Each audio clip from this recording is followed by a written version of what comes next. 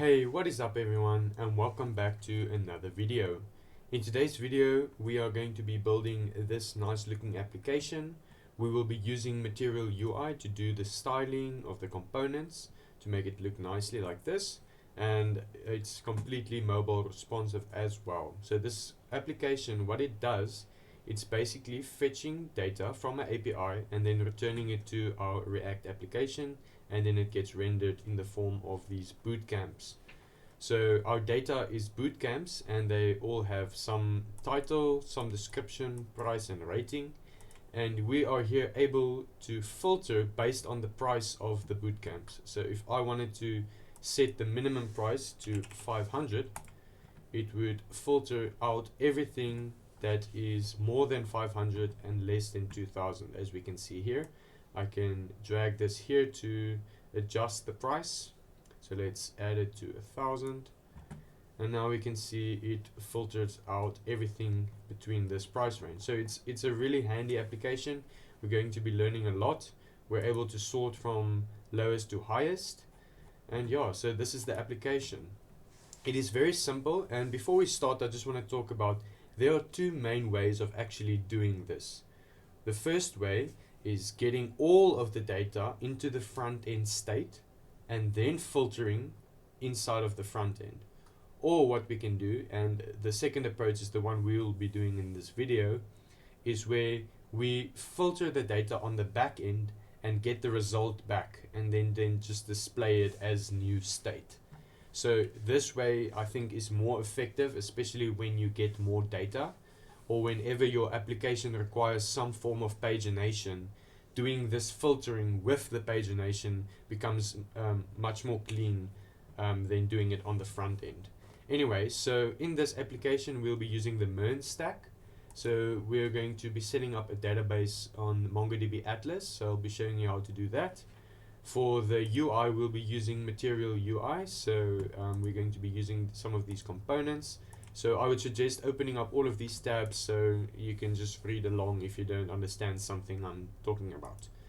Okay, and then for our object modeler, we're going to be using mongoose to connect to our MongoDB instance and make our models or schemas. We're going to use Express.js for our server, and then we're going to have this package.env to get access to environmental variables. With that out of the way, let's continue to the text editor and start on this project. Okay, so here I am back in my text editor. I'm using Visual Studio Code. I have opened the integrated terminal in Visual Studio Code. You can see the command on the starting page here as well. Okay, I don't see it here, but it's basically just Control tilde, and it opens and closes like this. So I've navigated to my desktop, and on my desktop I'm going to create a new directory called YouTube tutorial. It's not found, sorry, this should be make dir, like this, and I can cd into that YouTube tutorial. Okay, now I'm inside of that folder. I'm going to open Visual Studio Code with that by just saying code dot inside of the terminal, inside of that directory, and it's going to open another text editor inside of that directory. So in here I'm going to say make dir once again, and I'm going to make the front end and the back end folders, as you can see them popping up here. Okay, and then inside of the front end I'm going to say let's actually go into the front end, cd into the front end, and in here I'm just going to run npx create -react -app, and then just a period, and this will create inside of the front end our create React app.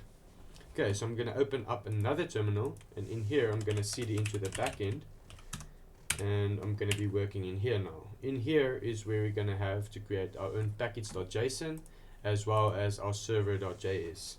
So I'm going to say npm init at first, and then the flag -y to just add everything automatically. And inside of the package.json I'm going to add two things. Firstly, I'm going to change this index.js to server.js, and the script I'm going to add a start script here. start, and this start script I'm going to use nodemon server.js. So I can save this now. And it's important to note, I have nodemon globally installed on my system. If you do not have nodemon globally installed, I would suggest running the following command: npm i-g and then nodemon, just like this, and then nodemon will be installed globally. Then you can add this to your scripts and it works nicely. Okay, now let's create that server.js. So once again, inside of the backend directory, it's important to keep track of what directory I'm in. I'm currently on the terminal 2, which is the backend. So in here, I'm going to say touch, which means create the file, and I'm going to create the server.js. And here we can see the server.js. So to create our backend Express API, we're going to need Express. So those packages I showed you previously in the web browser, these ones, mongoose, express, and .env, are going to be the packages we're going to install now. So let's actually do that. So npm i express, mongoose, and .env, and we can run that, let it install, and we'll see a node modules popping up there. Okay, so now we would like to actually create the server. So in the server, this is all boilerplate. We can say const express equals require express. If you've ever created an API, you'll know these steps. Okay, and require, we don't need to require anything, you just have to add the express variable and run it as a function. The next thing on this app variable, we can say listen, and we want to listen on some port, and then once we listen on that port, which we don't have yet, we want a console.log string literal, so backticks, and server running on port, and then we embed a variable, that port variable. So let's actually create that port variable. That port variable is going to be equal to process.env.port. So we need access to this process.env, and how do we do that? Well, that is the other package we installed. So right at the top, this is important that it should be right at the top, we can say require.env, and then on this require, we want to run the function config. Now what this does is this will locate any .env file inside of the backend directory, in the root backend directory, and it would populate these variables for us. So we can actually go and create this .env, so we can save the server.js, and in our terminal backend again, we can go and say touch and say .env, actual dot, and we can see that popping up over here. We have this nice icons, and then inside of the .env, we want to create this port variable, so we can say port is equal to 3001. We can save that, and now this is the bare bones to set up a server. So if we actually go and run this now, so inside of our terminal we can run npm start because of that script we added, and now we should see nodemon and server running on port 3001. So we can see that this port is being loaded from our package.env. Awesome. So this is the bare minimum setup for this, and our front end already has completed the npx create react app, so we can clean that up.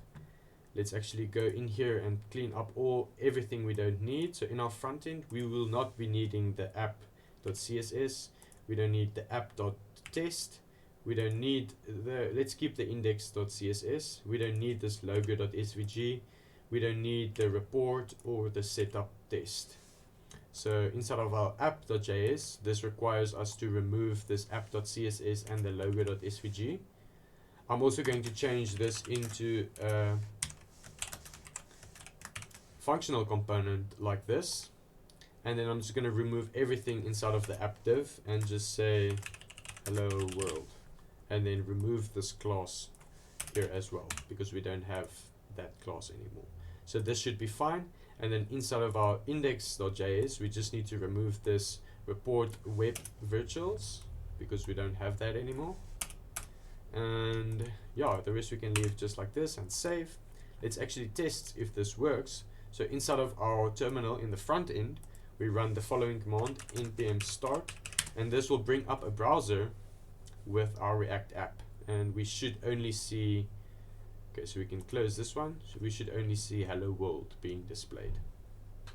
Okay, so we can see everything is set up. So this is going to be the starting files for this project. I will be linking the starting files in the project in this video description, so you can go and download this from GitHub and then work from there, or you can just have done this with me. So with that out of the way, the next thing we want to do is connect to a database. So that is going to require mongoose. So let's do that next. Okay, so let's quickly do the database connection. So all that I've done here is, you can see there's a .gitignore. I just created the status files for GitHub. So the Git repository I just initialized here. So you don't have to worry about this thing right over here. You can just download the starter files and work with me from here. Okay, so the next thing we wanted to do is connect the database. So let's actually go to the backend terminal. So I'm actually going to restructure these terminals and set them side to side like this, so it's actually easier. Here I can say cd into the backend. Okay, and then in here I'm going to finish the rest of the folder structure. So I'm going to say make directory, and I want a config folder, a controllers folder, a routes folder, a middleware folder, a models folder, and a utils folder. I'm going to create that, and you can see all of them popping up here. This is basically just the scaffolding I like to do before a project, because we're going to need all of these to sort our files nicely. Okay, so inside of our config we want to create a file called db.js. So you can say touch db.js, but we want to add this, so slash in front in the config file. If we do that, we can see inside of config we now have a db.js. And in the db.js is where we're going to have the function that connects to our database. So here we can say const, and we're going to require mongoose. Okay, once that is done, we can create the function. So we can say const connect db, we're going to call this function. And this function is going to be an arrow function, and this arrow function is going to be asynchronous. And the reason it's going to be asynchronous is because we're going to be working with MongoDB, and connecting to a database is an asynchronous process. So we mark this as asynchronous, and once we have asynchronous, we need a try catch. In the try, we're going to say await mongoose.connect. So on this mongoose package we installed, we have this connect functionality, and we're going to pass some connection string to it. So we can log here const connection string is equal to something. Currently we don't have anything in there yet, but we'll populate that in just a sec. Then we pass it the connection string and then some object. This object contains a few properties, and if you go on Mongoose's website you will see these properties that you need to set. So the first one is create index equals true, use find and modify, set that equals to false, use unified typology and set that equals to true, and then we have use new URL parser and set that equals to true. So once that is done, MongoDB will connect successfully, hopefully, and if it did connect successfully, we want to say MongoDB, which is a string, sorry, MongoDB connection and then success, and then we want to add a little emoji, this star, okay, just to make it a little bit more bright. Okay, we're going to copy this and paste it in the error, and here we want to say fail in capital letters and change this emoji to this little explosion. And then once that is done, we want to console.log the error. Okay, and actually once the error is logged, we want to exit the process. So we can say process.exit with a status code of 1. And now we need this connection string, and we need to export this function. So let's export the function quickly. Module.exports is equal to connectdb, just like this. Okay, so let's get access to this connection string. We're going to save this connection string inside of our .env folder as well. So here we can say database, capital letters, database underscore connection, and then here we're going to paste the string. So where do we get the string from? Well, when we go to MongoDB Atlas and set up a database, we have access to the string. So let's actually go and do that now. So let's go to our web browser, and in this MongoDB Atlas, I'll have a link to this as well in the description to all of these packages. You go to this website, and once we are here, we can try free or sign into your actual account. So I'm going to sign in, and then I'll see you inside. Okay, so here I am in my MongoDB Atlas dashboard. I'm currently in my YouTube tutorials organization, and here I'm going to create a new project. So I'm going to call this project YouTube tutorial, and I'm going to say next and create project, so we don't have to set anything up here right now. And this will create us a nice place where we can create a cluster. So a cluster is basically just some server containing MongoDB instance. So we're going to build a cluster, and we're going to have a shared cluster create, which is free, and we're going to be using our cloud provider is AWS. So our server containing MongoDB is going to be hosted on AWS. We want to give this cluster a name called YouTube Tut as well, and create.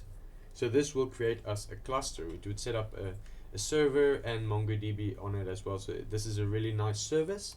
All we need to do now here is work with these two tabs, the database access, which creates a user. So we want to create a user that has access, and this user is basically our application. So we can say, let's just call this application my name, and then 123, and then the password I'm going to do the same, my name, and then 123. So if I show this, you can see that both these are the same. I won't recommend this for production, but this is just to show you how this works. We can say add user. Now we have a user that has access to this cluster. The next one is the network access. This tells basically from where is this database allowed to be accessed, and we're just going to add access from anywhere. If you have a hosted server, you will provide that server's IP address, or just click here on add current, and it would add your current computer's IP address. So we can say confirm, and once this is all done, this cluster will show a nice green marker to let us know when we are ready, and I will see you then. Okay, so once that is done, it took about 2 minutes. Then we can see this green little marker, and we can see this statistics being logged. This means our cluster is on the go. So we want to go here to connect, and we want to connect our application, and here we want to copy this connection string. So MongoDB lets you connect via this connection string to your cluster. So this is the connection string in our application that we're going to paste in here. So we just copied that. Now we paste that in our .env file. And two very important things we need to change in the string is the password over here, and then the database name over here. So first, the password, we had the same as the name, which is over here, so you can actually see it there. And then the database name we're going to call Bootcamps, just like that. So we can save this, and now we can set this connection string equals to process.env.database_connection, just like that. I named it the same, _connection.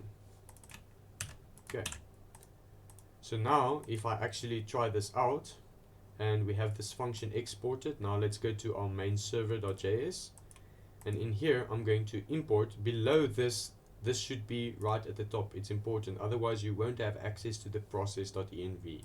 So just below where we imported express, we can say const connect db, and require inside of our db folder,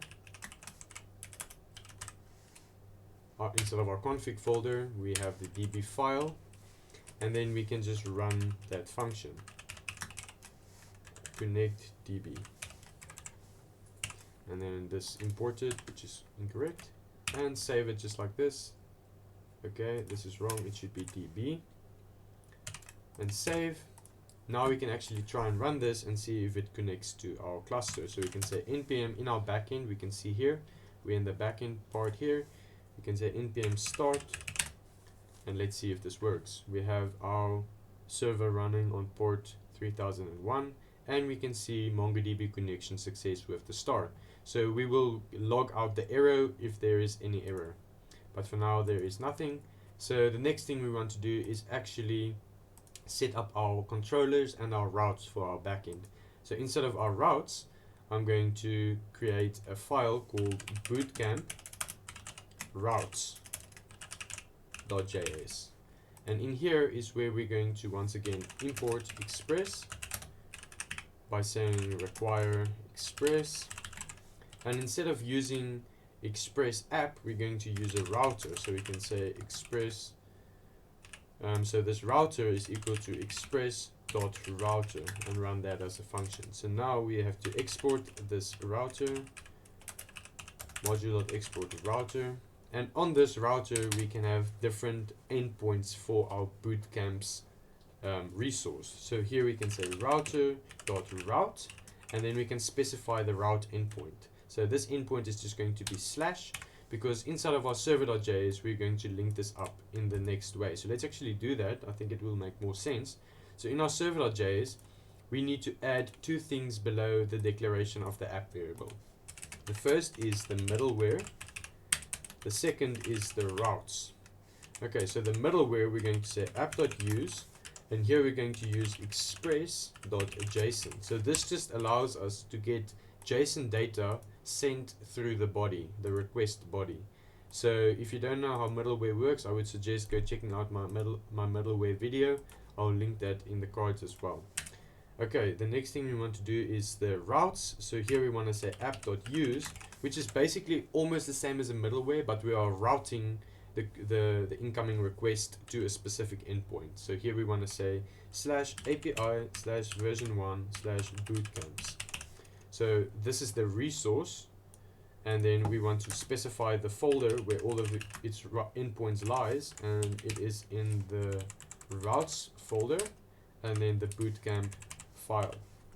So now any request coming into API version 1 bootcamps will be redirected to this file containing the different endpoints. So we can save this now and go back here, and we have an error down there, but that is okay. So we can say add route, and this route is going to look as follow. We're going to have a /API/version1/bootcamps, and then slash. This is how this route is going to look like. And on this route we're going to have a get request and a post request. The get request is going to get all of the bootcamps, which is going to contain all of the filtering as well. The post is going to create one, and then we can create the next routes just to complete all of the CRUD operations.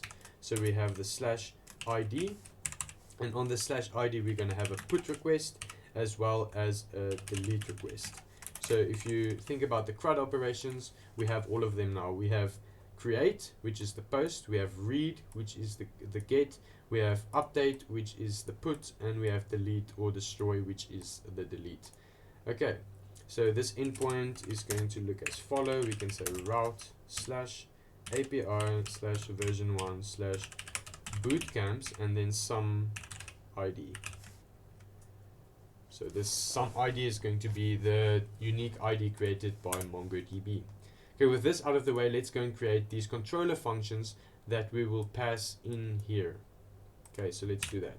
In the controller folder, we create a new file called bootcamps, or just bootcamp controllers.js. And in here is where we specify those functions. So when we hit the route get, we need some function to get. So we can say exports.get all bootcamps. This is the name we're going to give it. And this function for now has access to the request, response, and next cycle in Express. And in here we're just going to res.send get all bootcamps route, so that we just see this working. Okay, then we need, let's actually copy this. Let's be lazy and copy this over, and then just change this to create new bootcamp, and then this is the create new bootcamp route, just like that, and paste in the next one. This will be update bootcamp by ID, and then this would update a bootcamp by ID route. Okay, we can copy this route now because the delete is going to be very similar. We can just say delete bootcamp by ID, and this is just going to delete a bootcamp by ID route. So now we have all of our controllers bare bones set up. Let's connect them to our routes.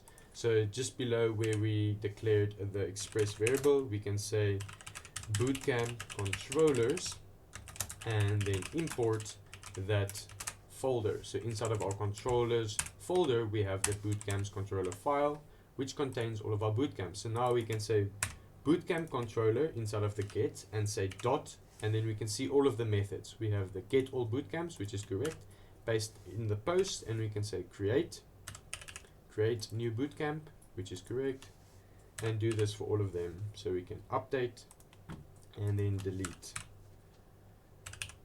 Okay, so this is a nice little way of doing it, and we can actually go and test if these endpoints are working. So I'm going to be using Postman. So let's actually open up Postman to test our API endpoints. Because I'm just going to, these are the previous examples. I'm just actually going to delete this one, and then I'm going to create a new collection. So in here I'm just going to say new collection, and this collection name is going to be YouTube tutorial, and in here I'm going to add a few requests.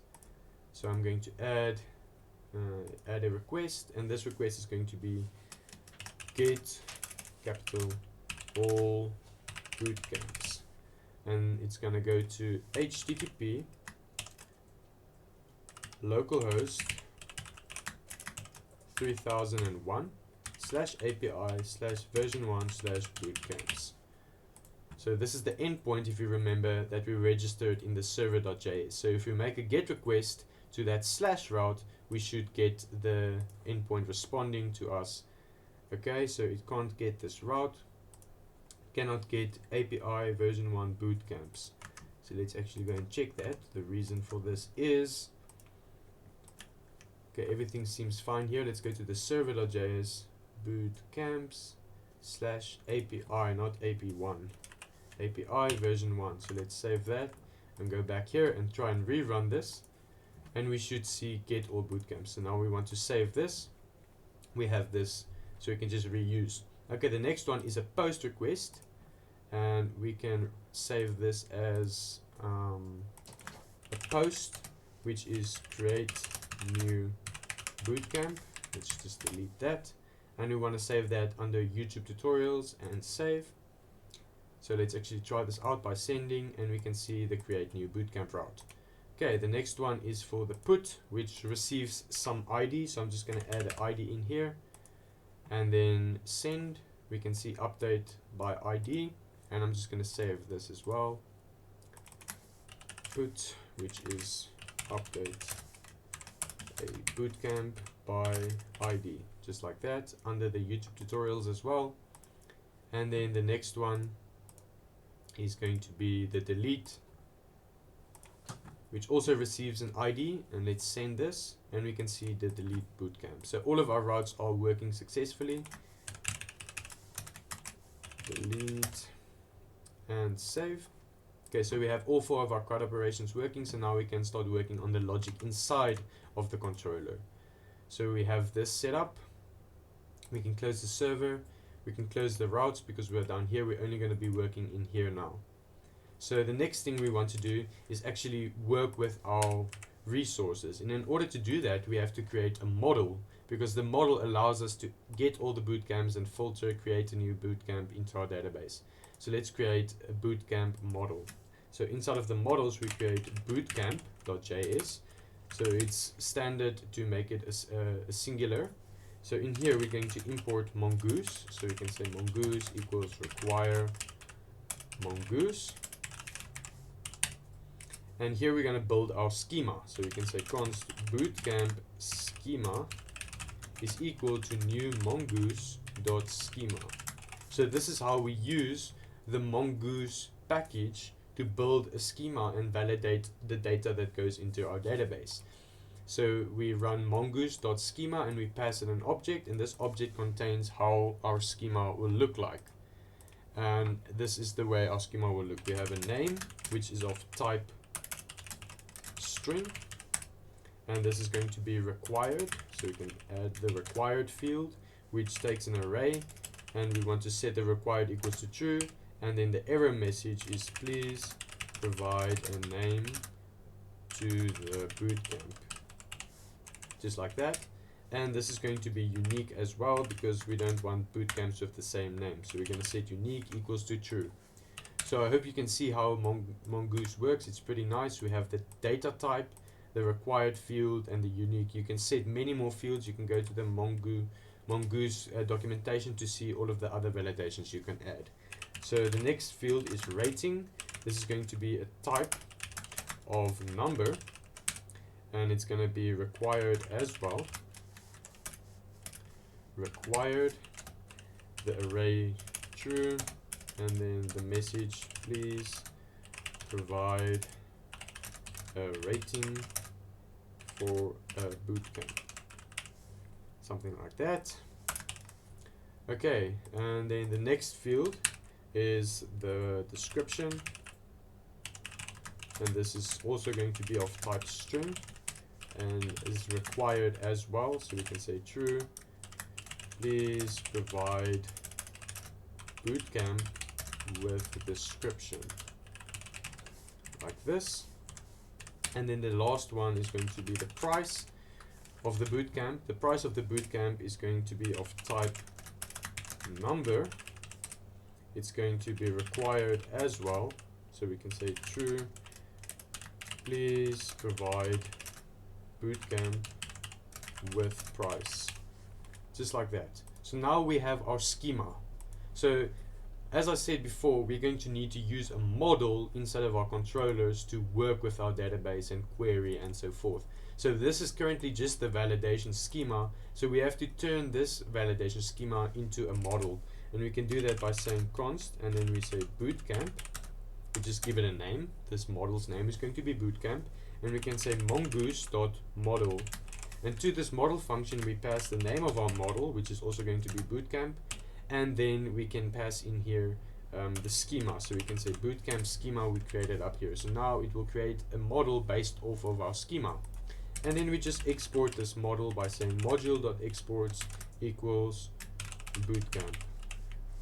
Now we're going to have access to this model anywhere we import it. So we can save that now and actually close this up and go to our controller file. In here we're going to say const bootcamp is equal to require, and then we're going to import from the models folder that bootcamp model. So now in our get all bootcamps we can do the following.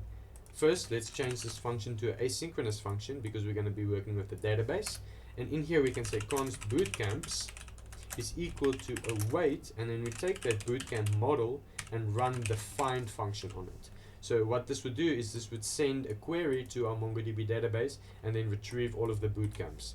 The next thing we want to do is say res.status, and we want to send a status of 200, which means successful, and then JSON data we want to send a success of true, and the data is going to be the bootcamps that we retrieved from the database.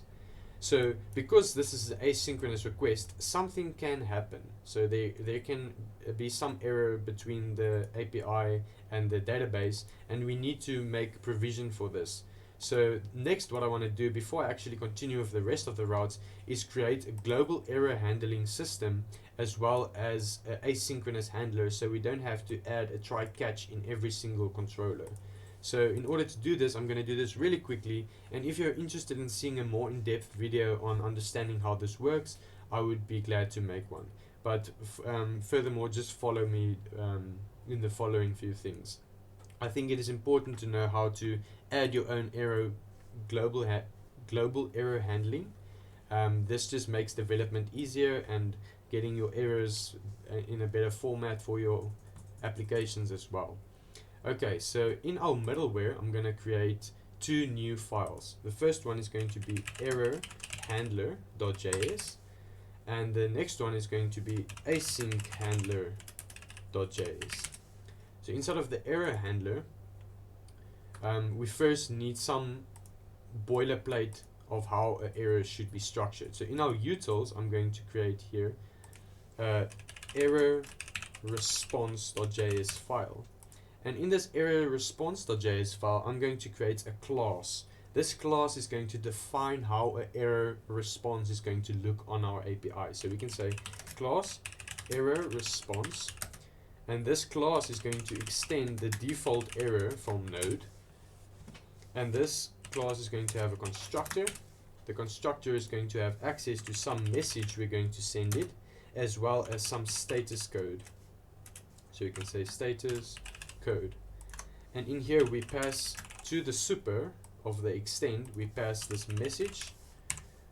And then we can say this.status code.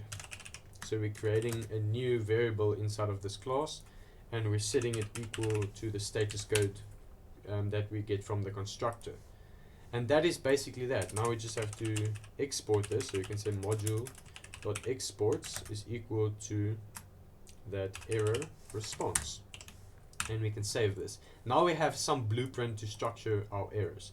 Now we go back to the error handler file. We can close this up and import that error response. So we can say const error response is equal to require, and then inside of the utils folder, we get that error response file. Did I call it error response dot? Yeah. Let me actually rename that quickly. It shouldn't be dot.js. It should just be .js. Okay. So like this. Now everything is fine. Now we can import this, and in here we're going to create a function called the error handler function. So we can say const error handler is equal to some error function. This error function is going to have access to an error, the request, response, and next. And this is really important that the error is first, because this tells Node that this is the global error handler. And you will see later on when we add the middleware to catch this error handler, or to use this error handler, you will see what I mean by that.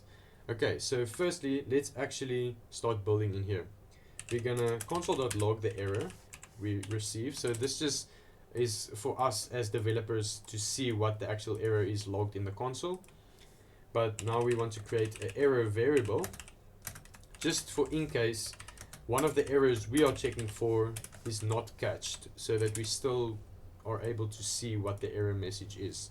So we can say error.message is equal to the error.message. So this error and this error you should just keep track of as I'm going through. I would suggest console log everything out that in this function that I'm writing, so you can understand what is happening here. If I go through this now, it's going to take a little bit too long. So first I'm going to check for 3 types of errors. The first error I'm going to check for is on the error. I'm going to say error.name is equal to a cast error. So this error will have the name cast error. And if we find this error, we want to structure our own custom message. And this message is going to say resource not found. So basically, cast errors will occur whenever a MongoDB ID is searched for and not found, or is invalid. So the next thing we want to do is take that error we created up here and say new error response, and we send this error response 2 things. Remember, it has a message and a status code. So we just created the message up there, and the status code is going to be not found, which is 404. Okay, the next error we want to check for is an error that has a status code of 11,000, just like that. So I've played around with this, and I've done multiple tutorials where I show or use this and seen people do this. So this is how we know this codes. And once again, just console log everything out, and you'll see exactly where I get this data from. So this code specifically means one thing. We have a duplicate key error. So here we can say our message is going to be duplicate field value entered, just like that. And we can create a new error, say new error response is equal to that message, and then 400 is the status code because it's an invalid entry. Next thing we want to check for is if any of our models validation fail. So if you remember from the model, we have these validations we're checking for. If any of these fail, it will send us an error, and we want to handle those errors in a nice way so it can be sent to the front end. So we can say error name. If this error name is equal to validation error, that means one of those validations failed, so the data you send was incorrect. So we can say const message is equal to the following. Here I would once again recommend console log this out because this just helps you understand what happens. So whenever we receive this error, we know that on the error object we get from here, there's going to be an errors object. So what we're going to do is we're going to say object dot values. So it's going to take the error dot errors. So whenever we have this type of error, on the error will be another errors object, and we're going to create an array of those errors, and then we're going to map through the array, and we're going to take each error and set on our message. We're going to set the following. We're going to set error dot message. So each one of these errors that was object values we made an array of, and now we're mapping through those errors and sending it to this one right over here. And we can actually then join, because this will return an array, this map will return an array, and then we can then just join all of them by a comma like this and save. And then we can create our error, new error response, and send it the message as well as the status code of 400. So here we checked for 3 types of errors. I know this is a little bit tedious for the project, but setting this up properly makes your development easier. It makes it easier to get someone to help you because your debugging is much easier to understand where everything is going. Okay, so once we checked for these errors, there might be more errors we haven't checked or encountered yet. So later you would add more checks here for different errors. So all of your errors are handled in one single place. You would add more checks here, but for now we don't have any of those, so I'm just going to respond. So res.status is equal to whatever the error.status code is we set. Here we set the status code, here we set the status code. So if it's not any of these 3, we won't have a status code on our error, so we have to automatically add it as 500. 500, which just means some server error or some error we haven't catched yet, so we haven't checked for it yet. Else we want to send some JSON. The success is obviously going to be false because this is inside of the error handler, and then the error we want to respond with is on the error dot message. And if once again we haven't created this error containing this message, we haven't catched the error yet, so we're just going to say error is server error. So I hope this makes sense, and this is a really nice way of handling this. So what we can do is just export module.export this error handler. Now we have access to this error handler function, and in order to use it globally, we have to add it as the lowermost middleware in our application. So let's go to the server.js, and right below all of our routes, this is important that it should be below all of the routes, we have our error handler. And here we can say app.use, and then we just pass it in that error handler function, which got imported up here, and is this function we're talking about here. So we basically, in our server.js, just adding it as the last most middleware, because in Node the architecture works as follow, that the last piece of middleware is the error handler middleware, and that function has access to the error as the first parameter. That is why it's important as well. I hope you're following me through this. I know it's a lot of talking and a lot of explanation, but anyways, so we can save this now. Now we're done with the server, we're done with this error handler. The last thing we need to do is actually create this async handler. Now what is this async handler, you might ask? Well, remember when I said anytime you work with await, this means some promise needs to be returned. So this promise can either be rejected or resolved, and we need a try catch in order to catch the rejected part of the promise. But we don't want to add try catches in every single controller, so let's create an async handler which will handle all of the errors in the same way, and thus sending it to our error handler. Okay, so inside of the async handler, once again, just trust me on this and code along. We can say async handler is equal to some function that returns another function. And this function has access to the request, response, and next. So the initial function we get is the callback function or the controller function. So let's actually call that controller function.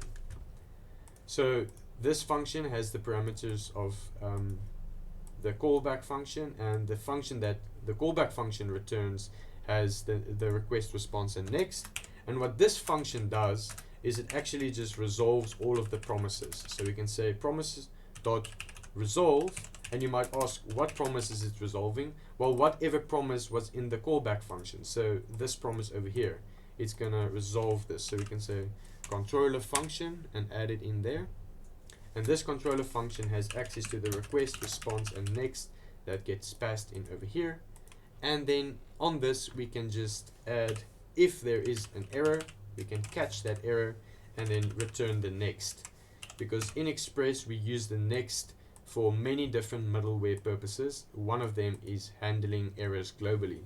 So now we just need to export this. So we can say module.exports is equal to async handler. Async handler. Okay, that is it. So now you can see how neat this is going to work. We're going to import async handler on any route. We can use this on any controller function that requires some asynchronous, because if it has this async mark, you can use this, so you don't have to use try catch. Okay, so in our middleware, we can check the async handler, and then basically we just wrap this async handler function across our entire controller. So this is also going to be an async function, and we can add async handler just like this, async handler, which is an async function, and then wrap it like that. I hope this makes sense, and you'll see the benefits when your projects start growing bigger and bigger. Having this properly set up just makes it so much easier to debug and understand what's going on where. Okay, so let's actually continue with the rest of the endpoints here. Creating a new bootcamp is pretty simple. We're just going to say const bootcamp is equal to await, and here we want to await the bootcamp model, and on this model we want to create a new bootcamp. And where do we get the data for the new bootcamp? Well, this is going to be sent in the request.body, so you can say request.body, and we have access to the request.body because of this middleware we added up here. It's very important. If you get body is undefined, then you probably forgot to add this piece of middleware.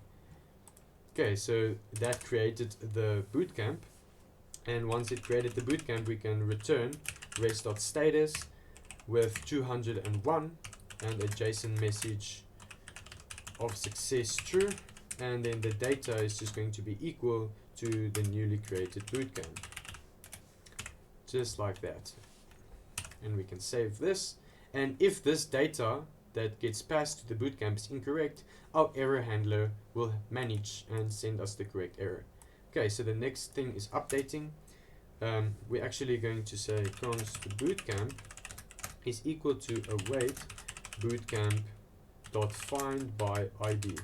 So you might ask, why find by ID? Well, in our routes, if you remember, we have this dot ID.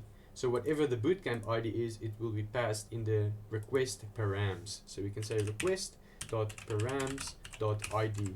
We'll have access to this find by ID. Then we need to check if this bootcamp actually was found. So we check if there is no bootcamp. To actually do this inside, we can say if there is no bootcamp. So we say not bootcamp. Then we want to return. And this is where the error handler comes in handy again. We can actually import it up here. error response equals require. Inside of the utils, we can grab that error response, and we can pass to the next, because this function has access to the next. And for this next, we're going to pass in an error. And how do we want this error to look? Well, new error response is equal to some message and then some status code. So 404 for not found, because the bootcamp is empty.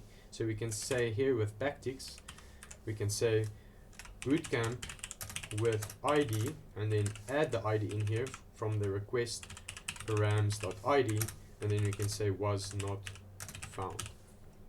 So now we have a unique and global way of handling our errors. Okay, if this is not the case, we actually want to create a new bootcamp. So I'm going to actually change this to a let variable, so we can override that. So we can say let bootcamp equals to await bootcamp dot find by ID and update. Once again, another mongoose method makes it really easy for us to update things. So to this method, we pass in the ID, so the request dot params dot ID, as well as the data, so the request dot body. So whatever we would like to update of this bootcamp will be in the request dot body. And then the next params we need to add is some validators.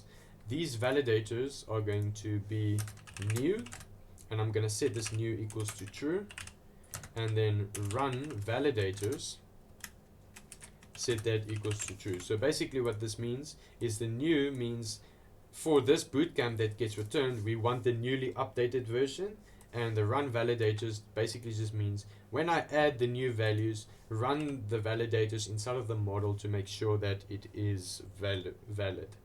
Okay, once that is done, we can actually respond back to our client with 201 for updated, and JSON, we can send back a JSON message. Oops, remove that one. And this is going to be success equals to true. And the data is going to contain the new bootcamp. Just like this. So we can save this, and this is how you would update a resource. So you can see the validation isn't handled in here, checking the body, checking everything. It's done inside of the model. It just makes it a lot cleaner. So I'm just going to copy all of this, because the delete is really similar in some aspects. Okay, we check that the bootcamp exists. If it doesn't exist, throw an error. And once it exists, we can remove all of this and just say await.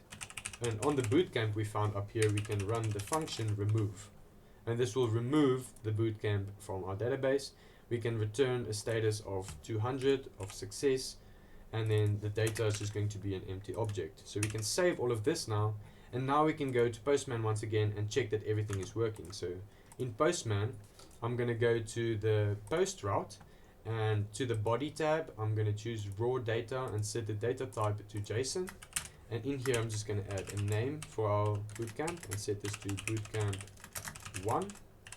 Then I'm going to add a description, and I'm going to set bootcamp description, and we have a rating. I'm going to give it a 4.6. Then we have a price of 99.99. If I were to add this now, it should add to our database. So I'm going to send this. It says success false, and we can say error boolean prototype value of required this be a boolean. So let's go to our server and see what the message is logged over here. Let's see, in my model, did I mess something up here? Oh, over here, this is incorrect. It should just be true. And save this. Let's actually try that again. Sorry about that, I didn't actually see that. And let's try again, send, and it works. We have a success true, and then the data. So you can actually see our error handler just helped us solve the bug much easier, because it showed us exactly what was the error. And you can actually print out the stack if you'd like as well. Okay, so now we've added it, we can actually go and check get all bootcamps, and we should see only one bootcamp in our data. Let's actually create a new one. Let's call it bootcamp 2 and give it a very bad rating. Let's say 3.2 and send. And now we want to update this bootcamp. So let's open the update tab, And initially, if I were to send it like this, update, it's going to say resource not found, because the bootcamp 123 does not exist, so it's just going to say resource not found. Okay, so let's copy this ID of this bootcamp, or let's actually get all bootcamps to get that specific one that has the bad rating. Copy this and add its ID up here. And now in the body tab, we need to send the data we want to change. So once again, as JSON, I want to change the rating value and set it to 4.3, so it's just a little bit better. And I can send, and here we can see success true. We have the newly created bootcamp with a rating of 4.3. And if I go to get all bootcamps and I send, here we can see it updated as well. Let's actually delete that bootcamp now, give it an ID and delete, and we can see success with an empty object, which is exactly what we returned. And we can see that bootcamp is no longer in here anymore. So now we are basically done with the entire backend. All we need to do is focus on this filtering part in the get all bootcamp. So I'm going to show you in this part of the application how filtering from an API point of view works. So I hope you're excited, and then I'll see you in that part next. Okay, so in order for us to handle the filtering, we should first understand how the database that you're using actually queries for data. So MongoDB works with the MongoDB query language, and if you're not familiar with this MongoDB query language, I have a crash course where I do some of the MongoDB queries, all of the basics you need to know, and if you've done that, you'll understand what I'm saying over here. So MongoDB queries in this form where we pass in an object and we specify some field, and then we can specify different types of queries. For example, the less than or equal to we can specify. So I'm actually gonna add this query. So this is the query, this is how it's structured. So what we're saying here, if I copy this or cut this and add it right in the find over here, this is basically saying we want to find any bootcamp where the price is less than or equal to 1000. So if I were to save this now, and this is on the get all bootcamps route, so it's actually not going to get all the bootcamps now, just the bootcamps that specify this query, and I go all the way down here to, we can see the server is running, and here I can go to Postman and run this query again. We only have one in our database, but we can see it is less than or equal to 1000. So we can send, and we get back that once again. So let me actually adjust this so you know I'm not talking any lies. I'm going to set this to 900, so less than or equal to 900, and we know that that is 999, so it's actually going to equals false. So if I send this now, we get nothing back. So we can see this is how querying works. So we are going to filter for our data in this fashion. So the awesome thing about Express is if we actually console.log the following thing out. So I'm going to console.log request.query, and then I'm going to make a request query in the URL param. So if you don't know how to do this, you can actually go in Postman and come to the params tab, and here I'm going to make the same query as we made in here. But check this out. I'm going to do it. I'm going to say price, and then this array brackets, and then less than or equal to, and then in the value tab I'm going to add whatever value. So we had it at 900. So now up here you can see it actually went and add the URL params for us. So now we can see how URL params are structured. So if it's a query, we add a question mark and then whatever we want to query in the form of like key value pairs. And if I actually were to submit this now and send, we can see what we console logged out was an object. I'm going to copy this and paste it right next to this one.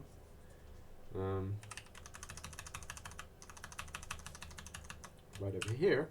And we can see it is almost exactly in the same format. So this request.query that basically just formats our queries on our URL really comes in handy when using a MongoDB with it, because it's almost in the same format. We just have to like add this $sign in front of the less than or equal to, and there's a really easy way I'll show you of how to do this. and the rest is basically the same. So let's actually start with this first part. So now that you understand how querying would work in MongoDB and how we're going to send the queries, let's actually start building the query to add into this find method. So let's actually start with that next. Okay, so in order to do that, we first have to start by creating a query variable. So we're going to be shaping the query in here. Okay, so first off, create the query variable, then we can create a new object of the request.query. So request query, let's make a new one, so we can say request.query and spread it in there. Now we can manipulate this one into whatever we'd like without touching the real one. Okay, so the first thing we want to do is have some fields to remove. Remove fields, let's call this array. And this remove fields is going to contain any unique fields that mean something to our API. So for example, if I wanted to sort my data, I could come here and add a new query param. You can see it added a new one, and say sort, and I want to sort by price in descending order in this format. So if I were to do this and send this to our API currently, it's going to look at sort as a field name, and we don't want that. So we have some specific fields to remove before we can actually shape this. And one of them is going to be sort. If you have different type of functions like page to check the page number, or limit the fields you get back, or anything like that, you can add that in here as well. But for now, in this video, we just need sort. Okay, so we have sort. Now we want to remove anything that's in this array from our query. Because currently, if I actually go back to Postman and send this, we can check what is being logged. Oh, it's actually not being logged, so let me log it again. Request.query and send. Okay, here you go. And here we can see it has sort as a field in the query. So we want to remove that. So let's actually console log it here. Request.query. And then we want to remove all of the fields. So we're going to loop through all of these fields in this array. And we're going to say for each field, check the params and delete from the request query object. So this is how you delete a key value pair from an object. So if I go through this again, basically what this is saying, for each of these params you find, or values, we should actually set this to values. For each one of those values in the array, if you find in the object a key that matches that value, delete that entire key value pair. So if I were to console.log the request query down here, and I were to console log it up here, not this one, and save it, we would actually see what I mean by what it does. Okay, so once this is connected, we can go to Postman. Okay, and now we can resend this and actually go back. And now we can see initially the request query looked like this with the sort, but once after this array has looped, we can see it has removed that key value pair. So this is how we shaped it into exactly what we want to find. We're going to use this sort later in the actual request query to check, so you'll see what I mean by that. Okay, so now what we want to do is actually take this request.query and turn it into a string. So let's say query string and set it equal to json.stringify. So what this does, it turns this into a JSON string. So I'll console log this out for you as well. Okay, and we want to do that. Let's console log query string and save. And let's go back into Postman, run this again, go back here, and we can now see it has everything is a JSON string. So this is nice. It can be used to manipulate. and we're going to manipulate it because we want to add that $, this special character in front. Okay, so in order to do this, we're going to say that query string is going to be equal to the query string dot replace. So this is a nice function in JavaScript, and we can give it a regular expression. So we're going to give it this regular expression. Just type it with me.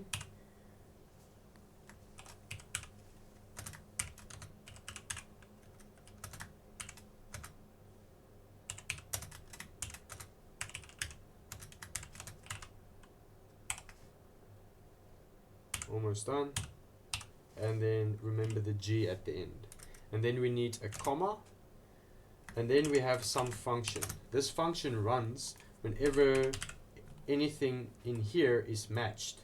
So we're going to look for greater than or equal to, less than or equal to, and in. So these are all of the MongoDB like logical operators that need that special character in front. So once we say match, we want to take that match value and return a new template literal containing the matched key as well as the $. So if I were to save this and console log it out, you would see exactly what I mean. Query string and save. This is the exciting part. I know this is taking a little while, but you're learning a lot. This is like a free course. Okay, so let's send and go back. Now you can see it actually did not add. So I must have something wrong with my regular expression. So let's check that quickly. Not sure why it added these spaces. I don't think it should make a difference, but I don't really know regular expressions that well. So let's quickly try it and send it once again. And here we can see it actually works. Okay, so the spaces should not be there. It should be this one string like this. And then we can see down here it actually formatted in the correct format. So if I copy this and paste that over, that is the wrong thing. Copy this and paste that. We can see it is basically in the exact same format now. You can add this to MongoDB and it's going to give you the correct answer. So let's actually try that now. By instead of doing this, we're going to add the JSON.parse the query string. So now we are turning it back into a JSON object, which MongoDB wants, and let's try it out. We should actually get an answer now. Send. Okay, we still get back nothing, and this is due to this is due to the fact that it's still 900 and it's still false, so it's actually correct. So let's change this to 1000 and send. And here we can see we actually get it back now. So that query is structured exactly like we wanted from our own URL. So that is great. So the next thing we want to do is actually use that sort. So any built-in other functions we can check for as well. So I'm actually going to check for the sorting next. So stick with me and we'll do that.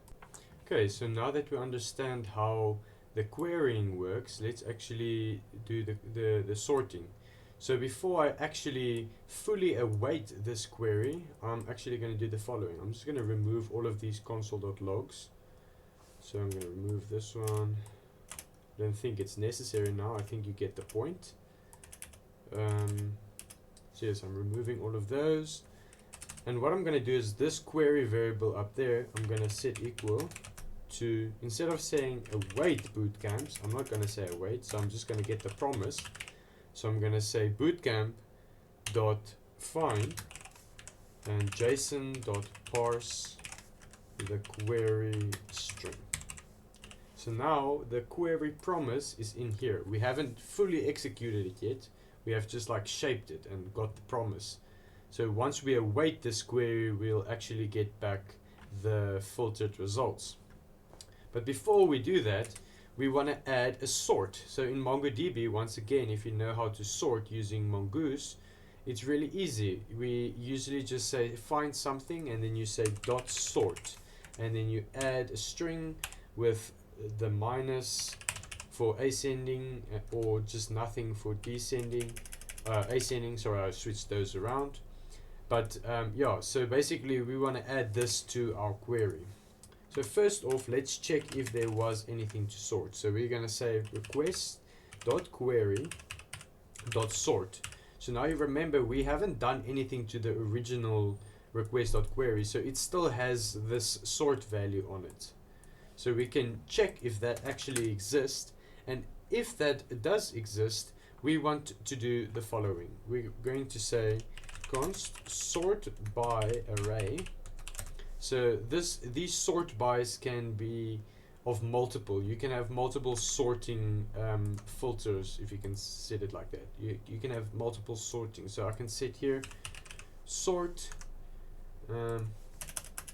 sort is equal, well, we don't have to do that again actually. We can just do this and add a comma and then something else. So let's say rating. So now it's going to check for both of these and try and sort it in that format. Or we can say rating in descending like this and price in ascending. So either way, it's going to check for that. So we're going to create an array of those strings. So we can say request.query.sort, and here we're going to say .split on the comma. If you remembered, I separated it with a comma here. So we split it on the comma, and once we've done that, we can join them back into one string separated with spaces. So we can set this equal to sort by string, and this is equal to the sort by array, and we take the sort by array and join them, all the values, with a space in between. So this is how we just created the sort. And now we can take the query we have up here and add to it. So we can say the query is equal to the query dot sort, and we pass in the sort by string. Because you remember how I said MongoDB sorts, it's in this format with some string where we can specify things like that. Okay, so now that's out of the way, so we got the sort. If there is no sort on our query, I still want to return them, or actually let's leave that. So I'm not going to add anything there. Okay, no, I'm changing my mind. I'm going to say query equals to query.sort, and I want to sort by descending price. So it's going to give me the highest price first and then the lowest at the last. Okay, so now once I've done everything till here, so let's just recap what I've done. I have the query. I take the request.query param, and then I spread it into a new one. Then I specify what fields to remove, and I remove it from the request query object. Then I turn the request query object to a string, a JSON string, and then I manipulate that string if it contains any of the following instructions, and then I add a $sign in front of it. So this tells it's MongoDB special character for a function or a special operator. And the next thing is we set the query, which we declared up here, equal to the bootcamp.find, where we add the JSON object version of the parsed version of the query string. And this will not actually execute the query yet. We first will execute this query once we await. And here we're not going to await the bootcamp.find, we're going to await the query. So now we actually will have the correct query in here. So I can save this now and go back to my API. Let's actually add 2 or 3 more. So I'm going to add 2 here, give it a price of $1.99, send. I'm going to add another one here, 3, give it a price of $5.99, so we have a lot of ranges to jump from. And then one more, let's say 4, and give it a $7.99. Okay, and send. Now we can do our sorting and filtering. So now we want to sort by price ascending. Let's actually just add one sort in here, and where everything is less than or equal to 1,000. So I can send this and I get back everything. Okay, because everything is in that browser. Now I want everything that is less than 800. So let me add in here 800 and send, and I only get back these three. And you can see these three are less than 800, and they are sorted by price in descending order. So it's ascending order, excuse me. So it's 9, 5, and 7. So it increases. Okay, so you can see that all of this is working now. I hope this makes sense. If it didn't, just rewatch this part, and then the next part we'll do is actually continue on to the UI, where we are going to be using Material UI to build our front end.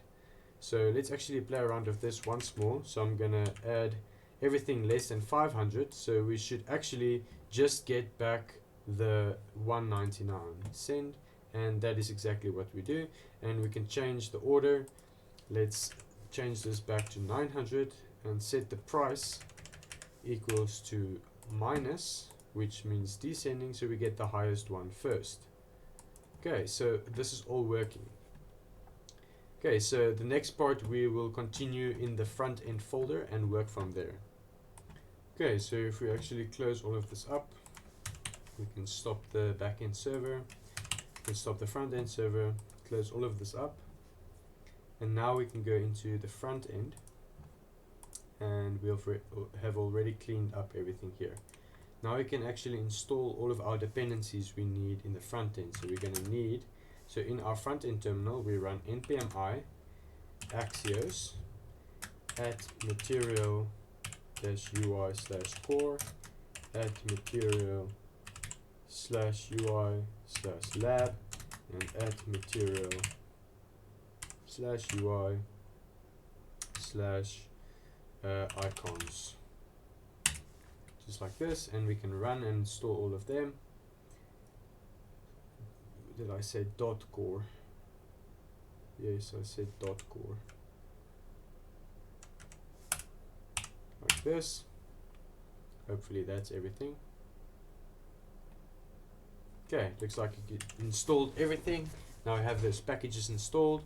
So let's actually start up our front end again. npm start. And we're going to be working with the material docs a lot. So I was just getting them out as well. So for copy and pasting, it just makes it easier and quicker. Okay, so the first thing we're going to do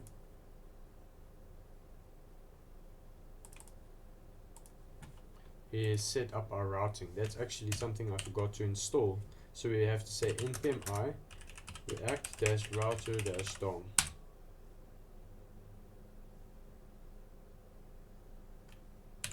Okay, npm start again, and we're going to start with the routing inside of our app component. We'll close that up. Okay, in here we need to import from react-router-dom. We want to import browser router as router in short, and then we want the switch as well as the route. Okay, and we are going to return fragments, and these fragments are going to have some navbar and then our router like that. Okay, and inside of the router you get the switch, and inside of the switch you have your different routes. We currently only have one, but that's okay. Exact path is equal to the /route, and the component we want it to load on this path is going to be in our pages folder. So let's actually go in our source, create pages, and in here we can create a bootcamp page, bootcamps page.js. Okay, so once we have this page, we can run the React snippet or AFCE, and then we get the snippet like this, and we can say bootcamp page. Save that, come back here, and then we can import that page, bootcamp page, from, and then the pages folder, the Bootcamps page. Okay, and then just pass the Bootcamps page into the component and save. So this should work now. If we actually go and try it out, refresh, we should see the Bootcamps page, because the Bootcamps page is on any/route. Okay, so that works. The next thing we want to do is add this navigation bar. So how would we do this? Okay, very easy. We can create a components folder just to separate them out nicely, and we can create a file navbar.js, and in here we can run the React snippet once again. We can actually remove this, and here we're going to import a few material UI components. So we're going to say add material UI core. We're going to import the app bar, the toolbar, and the typography. And basically all this does is we add an app bar, and inside of the app bar we have a toolbar which just gives like padding or volume on the inside, and then we have some typography that has a variant of an H5, so it's technically an H5 HTML tag, but we're using material UI. And here we can say Bootcamps, and this is basically it. We can save this and now bring this into our application. Here in the app component, say navbar from the components navbar, and then we can add this navbar right in here, just like this. And if we save and wait for this to load, we can actually go back and we can see we have a nice material UI looking navbar. So this is actually pretty awesome. Okay, so the next thing we're going to do is going to work on this Bootcamps page. So this is the kind of important part, and we're going to be working a lot of material UI as well as with state, as well as with useEffect and API calls, axios. So a lot is going to happen in here. So I'll actually get to this in the next part, so stick with me and we're almost done. Okay, so let's get started. I'm actually going to clear this out quickly and just set it up like I would like. The first thing we're going to use here is the container from material UI. This just gives padding in the left and right side, I think, which is nice, the same as like Bootstrap and all the other type of containers. Okay, and in here we're going to have the filtering and sorting section, and then we're going to have the Bootcamps listing. Okay, so I'm first going to start with this part, just to get the data from our backend to our front end. So in order to do this, we first need to import axios from axios, and we're going to need, instead of importing React here, we're going to have to import useState as well as useEffect. Okay, useEffect we're going to be used to make our side effects, and useState is to store our state. So I'm going to mark up here component state, and the first piece of state is going to be Bootcamps, and we're going to be able to set Bootcamps, and we set this equal to useState, which is just going to have a default value of an empty array. Then we'll have the state of loading, and we'll be able to set loading, and the starting default value in the use state will be false. Okay, then we're going to have our side effects. Side effects, just like this, and we'll have the use effect hook, which will contain a function and some dependency array. And in here we're going to have the function that makes a call to our backend to actually fetch our data. And this is where it is important that you do the following step with me, because many of you forget this part and then you do the rest of the thing with me and then it doesn't work, and then it's always the same problem. So when we go to the package.json file, So right over here, we should remember to add this proxy in here. So I've already done this. Basically, this is going to tell us any API request made from the front end that does not have any like port or URL to forward to. We want to proxy that to our API, because that basically just means our front end is talking to our API. So in here, this will make sense in just a sec.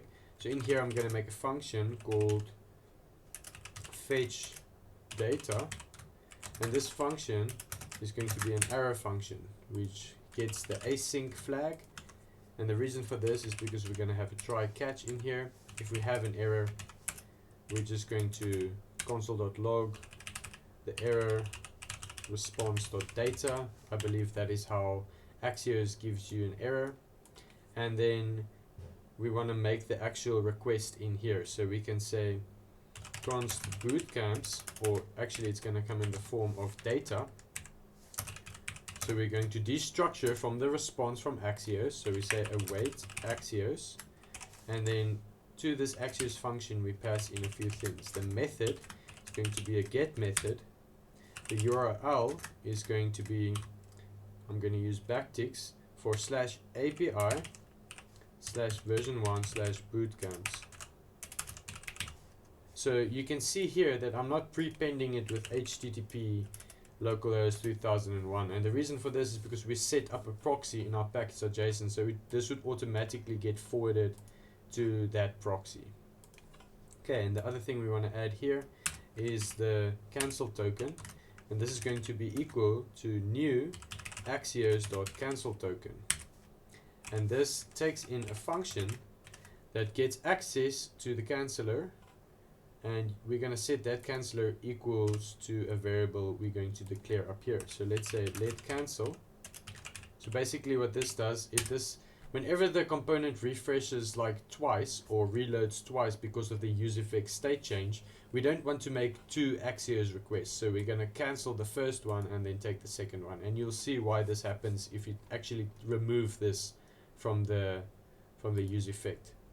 And here we want to set our cancel equals to the cancel we get from this new cancel token.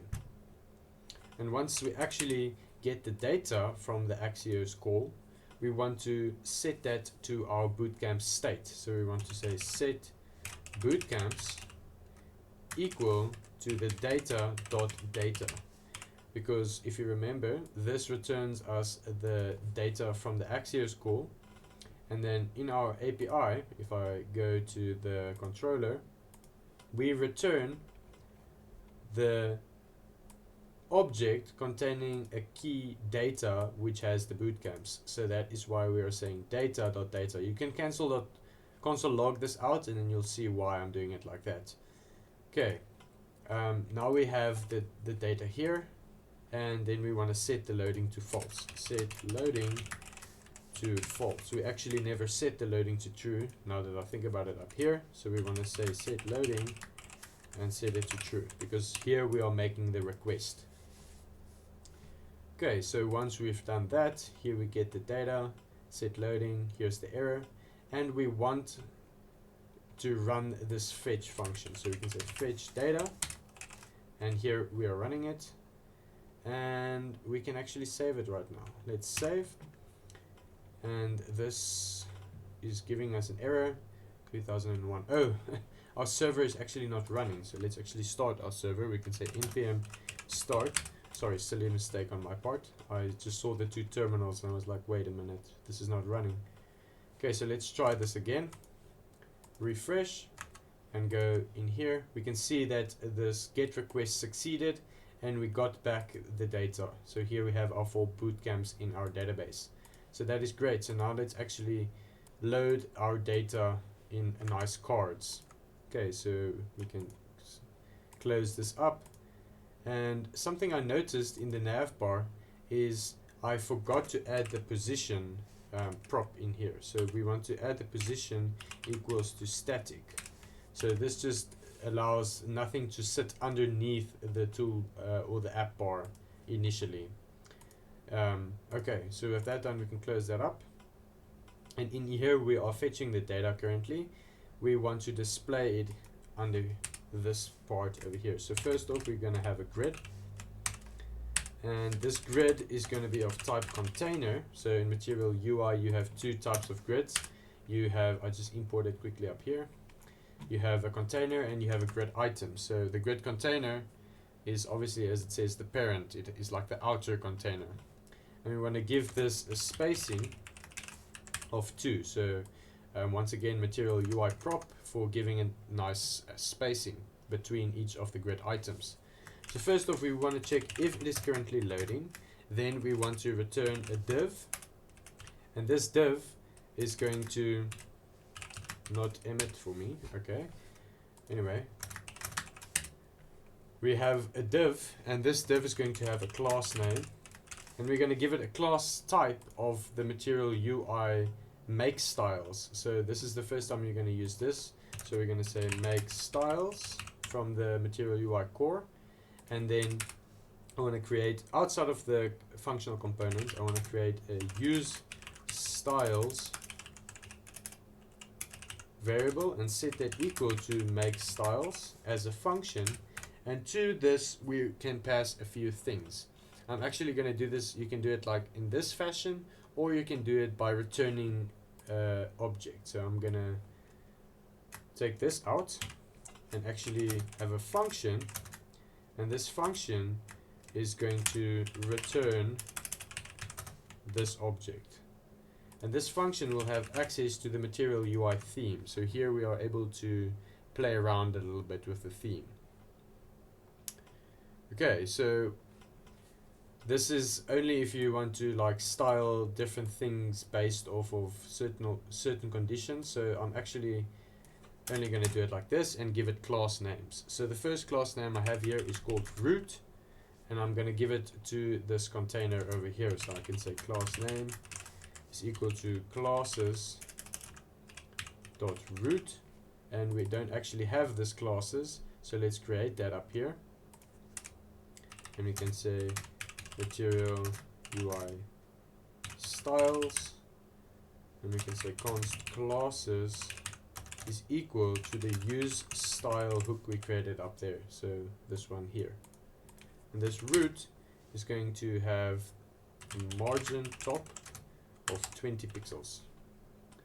Now we can check this classes. You can console log this classes out, and you'll see it has these CSS classes. So now I can give this root has access over there, and this container div in here, we'll give it a class name of the following. Let's give it a class name of loader. So we can say classes dot loader, and let's go and create this loader class up here, and we're going to give this loader class the following style. So we can say loader, and we want to give it a width of 100%. We want to display it as flex, and then we want to justify contents to the center, as well as align items of content items to the center as well. So we can actually save that now. Now anything inside of this div is going to have access to, is going to have that style.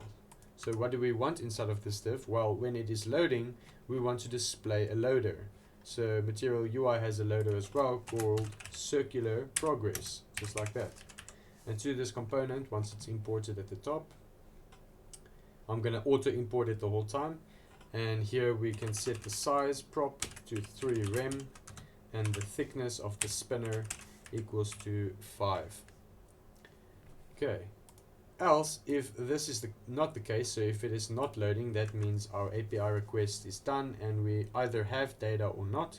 So here we can then say bootcamps.map, and we want to, for each bootcamp in the array,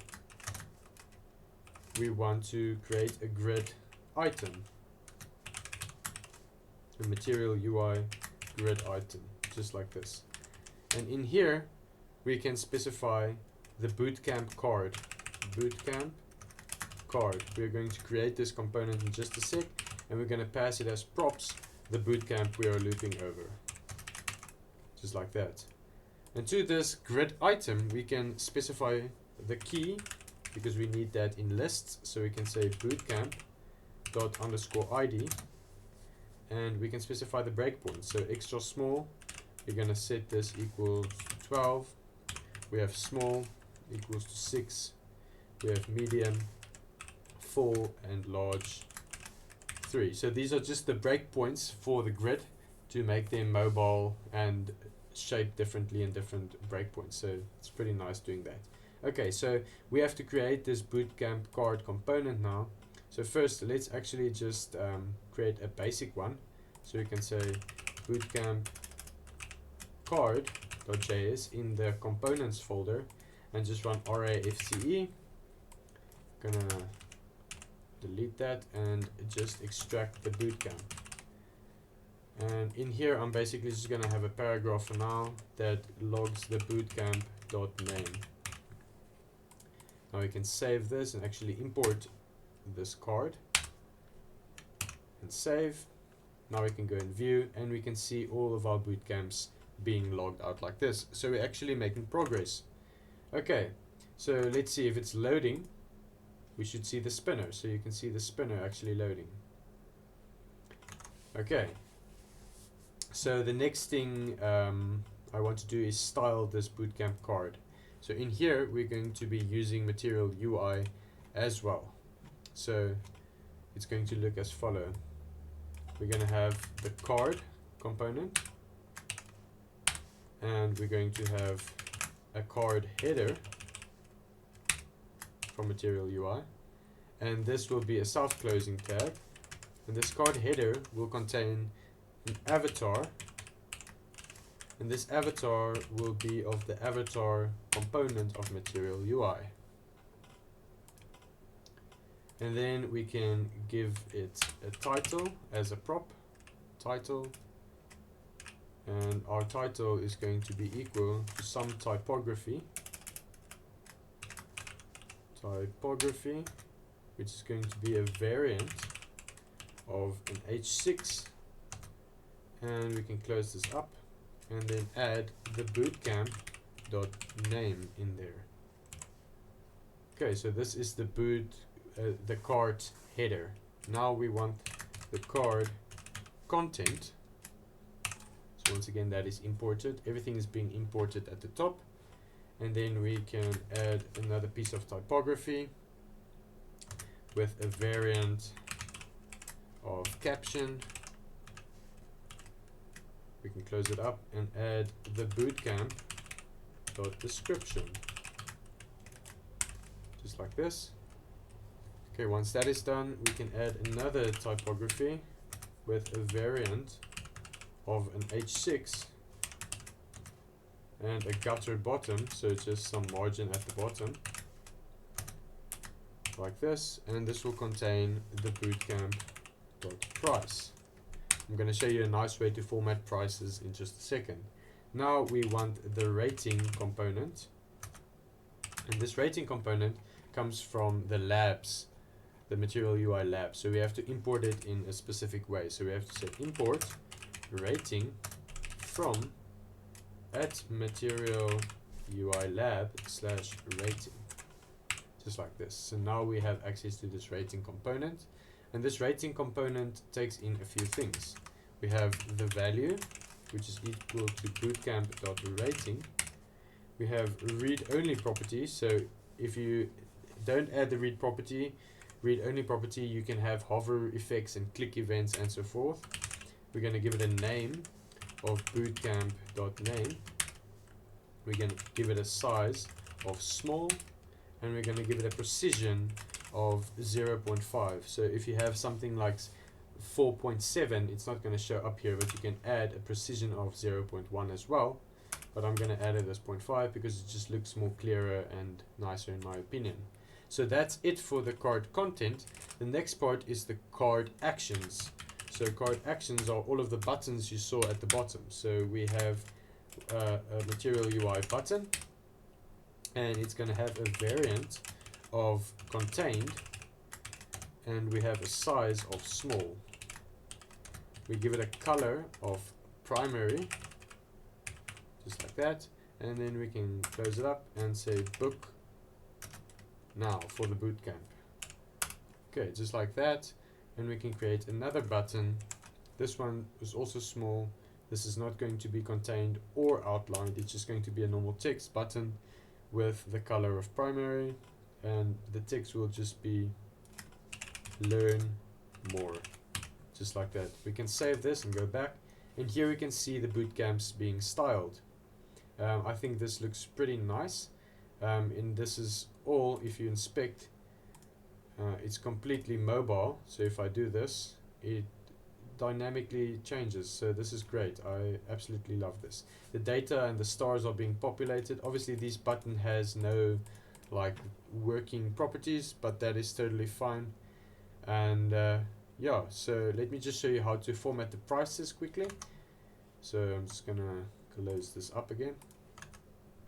To format prices, we can do the following. We can say const formatter is equal to new int l dot number format, and this number format takes in a string, and the string is from where you are, your language. So this is English of USD, and then we have a style of currency. We want to style some type of currency, and we want the currency property to be set equal to whatever currency you are, so USD for dollar. And then we have maximum digits, so fractions is 2. And if we save this, take this formatter and go to the price, we then wrap the price with that formatter, and on this formatter we run .format and wrap the price in there. And if we save this and go back, let's see what's the problem. It has an issue with currency code is required with currency style. Did I not add that? Oh, I mistyped, so it's currency, just like that. And if I save and go back, refresh, now you can see it actually styled it nicely. So that's a nice quick way of doing that. Okay, so the next part we want to work on in the UI is the actual, I think we're done with the card now. Looks like it. So we're done with the card. Now the next part we want to do is the filtering part. This is going to be the more intense part, because we're going to focus on the useEffect a lot, and when it runs, and updating state, and using URL params and so forth. So we'll do that part next. Okay, so let's start building out on the filter part of this Bootcamps page. So this is going to be a big component, so just stay with me. So we have paper, which is just going to give it a nice like box shadow. Then we have grid, and this is going to be the grid container, as it is the parent grid. And then we want a grid item, and this grid item is going to have breakpoints on extra small, which is 12, and on small, which is 6. Okay, and then inside of this grid we'll have a typography. This typography will have a gutter bottom, and the title will be filters. And in here we'll have the following things. We'll have a div, and inside of this div we're going to have a slider, also from Material UI, and it's self-closing. And this slider is going to have a few values. So first I'm just going to give it a min of 0 and a max of 100. Okay, this is all I'm going to give it for now. And then right below this slider I'm going to have a div with 2 text fields. So we're going to have text field from Material UI, also self-closing. And in here the text field is going to receive some props. The first one is going to be size of small.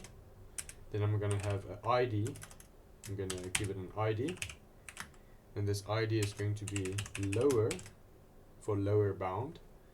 and then we're going to have label, set that equals to min price, to minimum price. We're going to have a variant of outline. We're going to have a type of number, and then we're going to have a disabled, so this will be disabled if we are loading. So if the loading state is equal to true, it's going to be disabled, which just prohibits people from switching anyways. So the value for now, we're just going to add a 0 in here, and then we'll have an on change and an on blur in just a second. So I'm just going to copy this text field and paste it right below. I'm going to give this a size of small as well. This is going to be upper. Instead of minimum price, it's going to be maximum price. It's still outlined, still type number, still disabled when loading. And then the value I'm just going to set this equal to, let's say 75 for now. Okay, if I save this and go back and we view this, we can see this paper. The background is a little bit too white, so let's actually change the background. In the index.css, we can remove this, and we can remove all of this. Now we can say background is equal to F4, F4, F4, just like that. I think this should be fine. Yes, that looks fine. I actually want to set the margin to 0. Okay, and that should be fine. Yeah, you can see it more clearer now. Okay, so we can close that up. And this is how it looks. So we have our nice looking fields. We haven't styled them yet, but we'll get to that in just a second. The next thing, okay, let's actually quickly style them. I think that would be the most sinful. Okay, so we first off want to use the make styles again. So here we already have a few styles. The next styles we're going to add is we're going to give one to the paper. So we're going to say paper, and we're going to give it a style of margin bottom of 1 rem, and we're going to give it padding of 13 pixels. So there's still a little bit of CSS knowledge required. So we're going to have filters, and I'm going to set this equal to padding of 0 and 1.5 rem. Okay, and then the last one is price range inputs, and this is just going to be display of flex and justify content of space between, just like this. If I were to save this and now go and assign all of these classes to the appropriate containers, we can say for the paper we have a class name of classes dot paper. If we save this, we can view the difference. See, it has a nice little padding at the bottom, or margin at the bottom, and it has padding inside. Okay, so that's great. The next thing is for the filter. So for this div over here, all the filters, so we can say class name is equal to classes dot filters, and save that. We can see it got a little indentation, which looks nice in my opinion. Okay, and then the other one we had was for the price range inputs. Okay, so it's these inputs over here, this div right here. So you can say class name equals classes dot, and then pasting it over there, and we can see it has a nicer style. So now we're getting closer to the actual application. Okay, so the next thing we want to do is get the sorting checkboxes or radio buttons up, and in order to do this, we're going to actually go outside of this grid item over here. So this is the one grid item. We are now once again inside of the grid container, and we're going to make another grid item. Okay, and this one is going to have the same breakpoints. So we can say extra small is 12 and small is 6. Okay, and then in here we're going to have the typography of gutter bottom. We're going to give it a gutter bottom, And then in here we're going to say sort by, so we can have different like radio buttons to sort by here. And in order to use radio buttons, we have to use a form control in Material UI. So we wrap it with the form control, and then inside the form control we'll have a radio group, and inside of the radio group we have form labels, which contains the different components, the radio buttons. Okay, so this will make sense in just a second. So for the form control, we can pass a component and set this equal to field set, and then we have a class name, and we can give it a class name of filters. So it will have the same indentation as the other filters up here. Okay, so then we have the radio group. So we can import radio group like this. It wraps, and then in as props we can pass a few things as well. We can pass in the label like this, and the label is going to be price.order. Then we have name, which is just going to be price order, and then the value, which is going to be equal to whatever piece of state. So for now we can just leave this out, and then there's going to be an on change as well. Okay, so inside in this radio group we can have our radio buttons, but we don't add the radio buttons directly, we add them in the form of a form control label. So form control label, which is a self-closing tag and takes in a few props. The one prop is going to be disabled, and this will be whenever we're loading. And then we're going to have the control, which is the actual component that is going to be rendered here, and that is going to be the radio component of Material UI. We're going to import that as well. And then we'll have a label for you to click on, and this label is going to say price highest to lowest, just like this. Okay, and then we can copy this and paste it directly below it, like so, and let's change this to lowest and highest. Okay, just like that, and save. If we actually go back, we can see it looks like this now, not sorry by, sort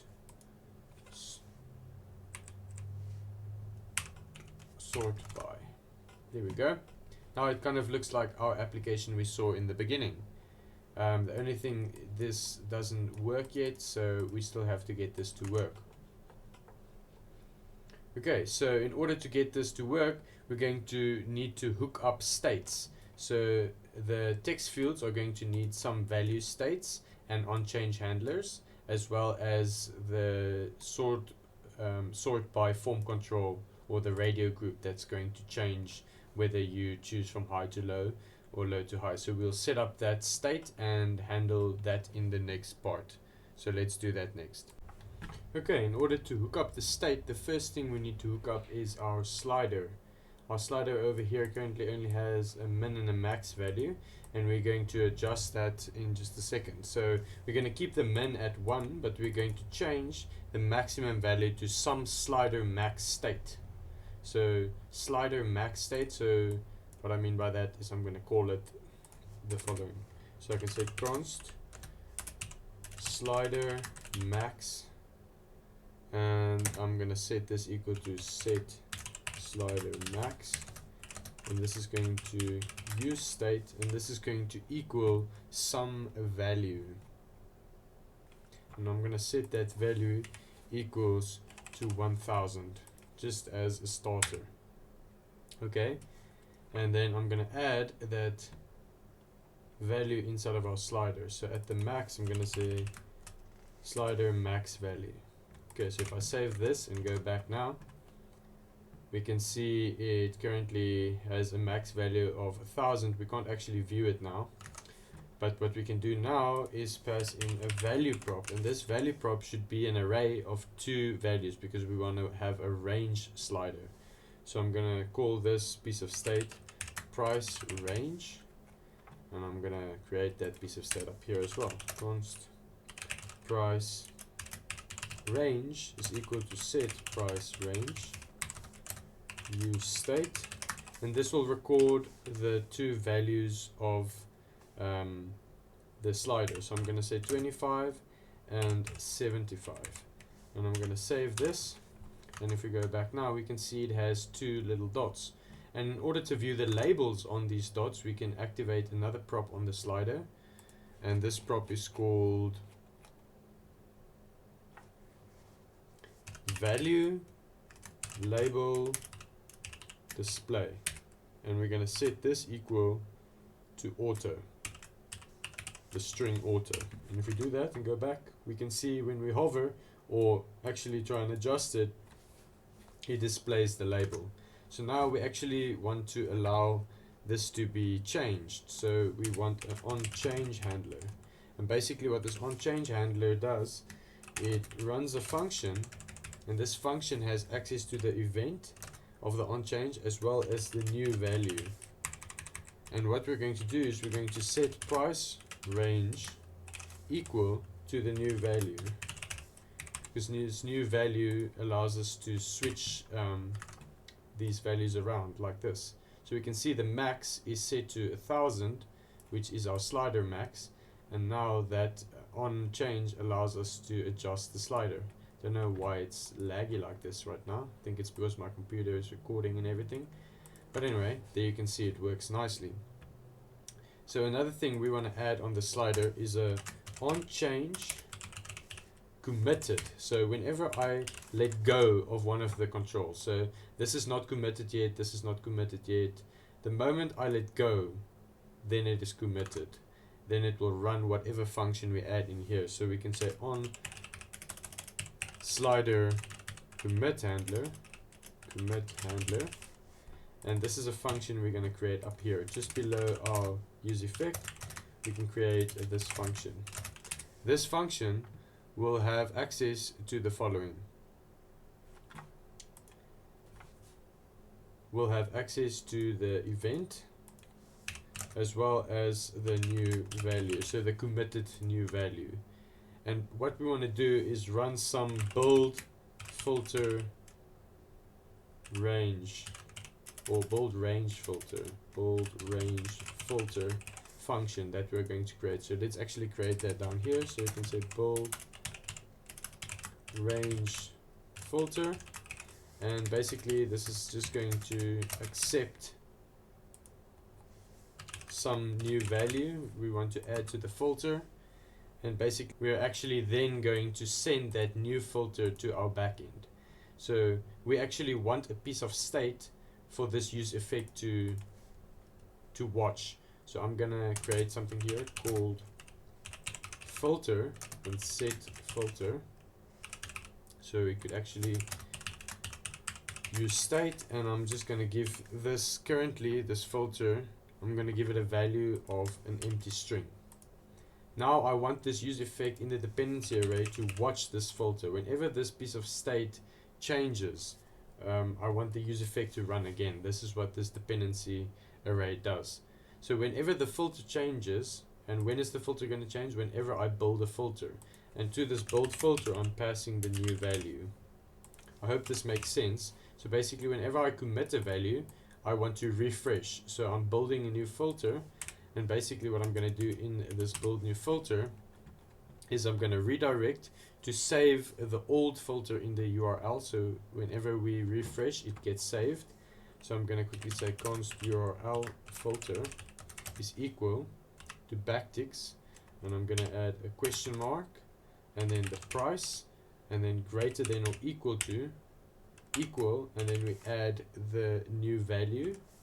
So the new value is going to be an array, and the 0 index is going to be the lowest. So greater than is good enough for that, and then we're going to have the and to add a new filter, and this is going to be less than or equal to, and we're going to set this equal to whatever the new value, the second part of the array is, which is suitable for this query. Okay, now we have the filter. We want to set the filter equal to our URL filter, and then we want to redirect our URL to match that filter. So whenever we refresh, we keep that filtered state. So in order to do that, we're going to need access to the history. So we're going to use history hook from React Route DOM, and we're just quickly going to instantiate that hook. So down here we can say const history is equal to use history, just like that. And now inside of this build filter, we can run history.push and set that equal to the URL filter, just like that, and save. Let's see, use history is not exported. I'm guessing this is wrong. Use history.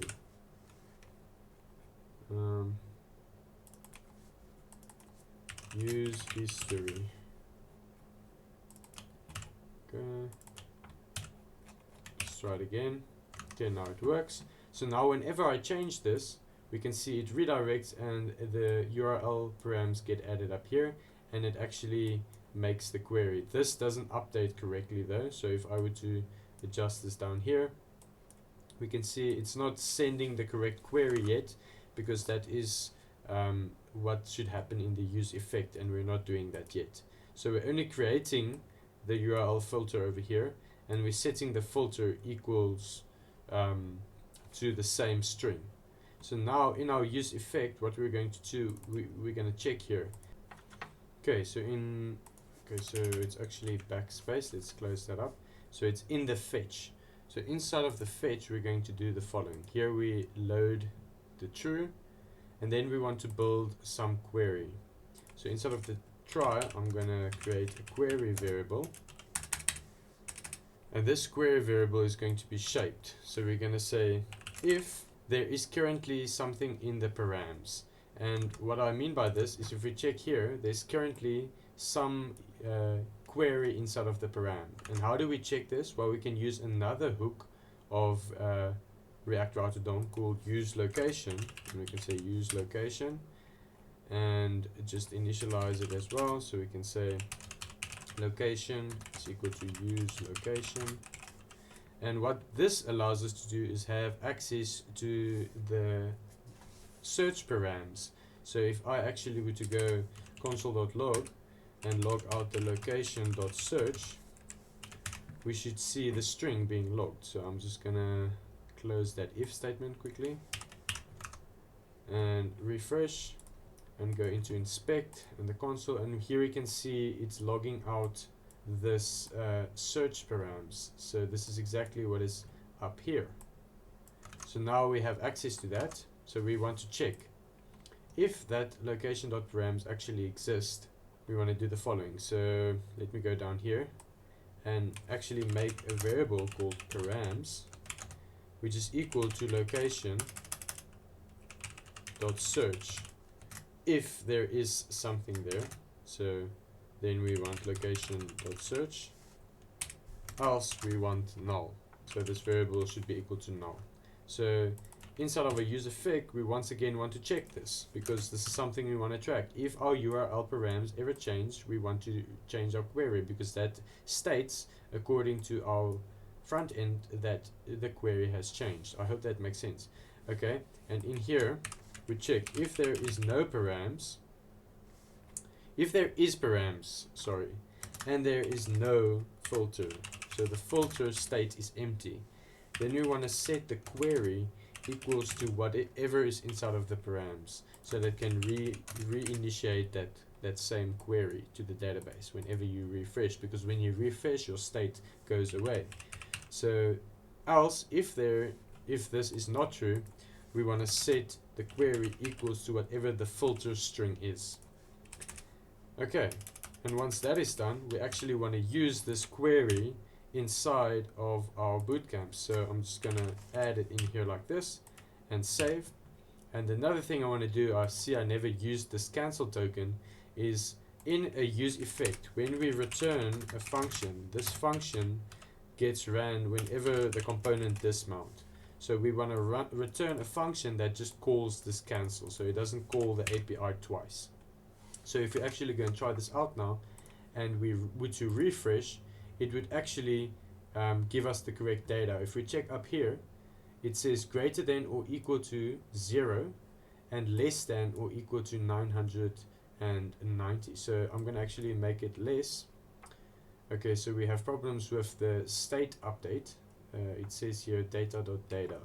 Okay, so that's something we're going to work on now, but we can see that the query here, if we refresh this, if we were to actually change this quickly to, let's say, 100 and 700, then it will give us the correct query data. If I change this to 1000, we get the rest of our data. So we can see that the params is working. Our state here is not updating correctly. That is why we're getting an error, but we'll fix that in just a second. Okay, so now that we've got that out of the way, the next thing to do is actually update this UI components again. So whenever we receive our data, so we go in the network tab and we refresh, we can see we get our data. But what we also need is to get the same UI data back into our UI. So in order to do this, we're going to have to go back to the backend again. I know this is a little bit of a jump, but this would kind of refresh our memory again. So let's jump back to the backend into the Bootcamps controller. And right below here, okay, let's go to the get, and I want to go right over here when I remove the fields. Whenever I get here, I want to filter through the request params for anything that should update my UI and then send back an object so that my UI can re-update itself. So what I mean by this is I'm going to actually create a variable up here called UI values. And I'm going to set that equal to an object containing some filtering, which is an object, and some sorting, which is an object. And we have these two types of state inside of our application, and we want to re-update them.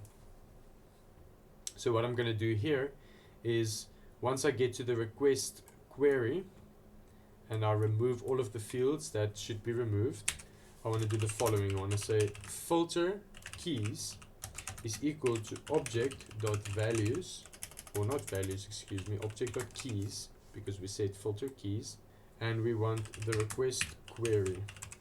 We want to do this with the request query. So this basically makes an array of all of the keys we get from our query. So if it says price this, rating this, it all will show up here. Okay, so then we need const filter values in a different array. So we can say object.values, and this is request query.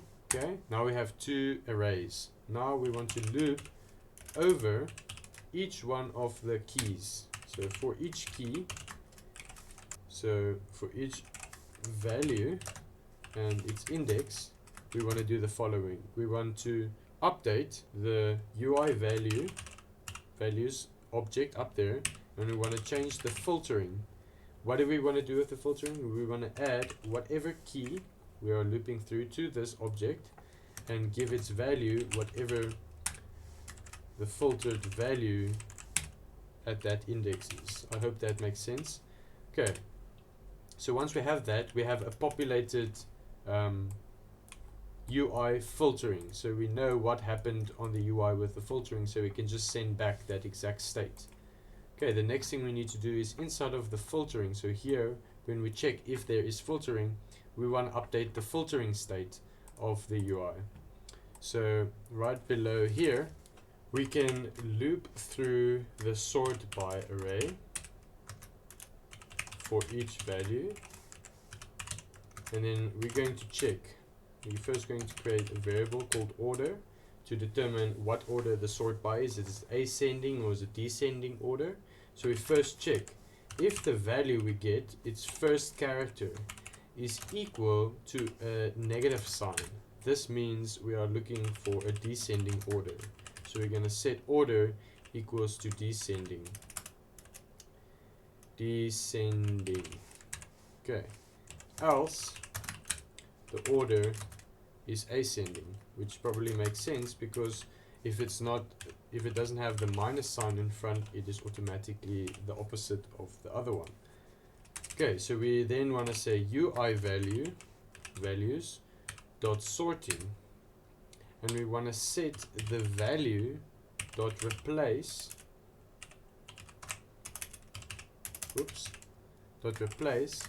the negative sign with just nothing, and we want to set that equal to the order, to whatever the order descending or ascending is.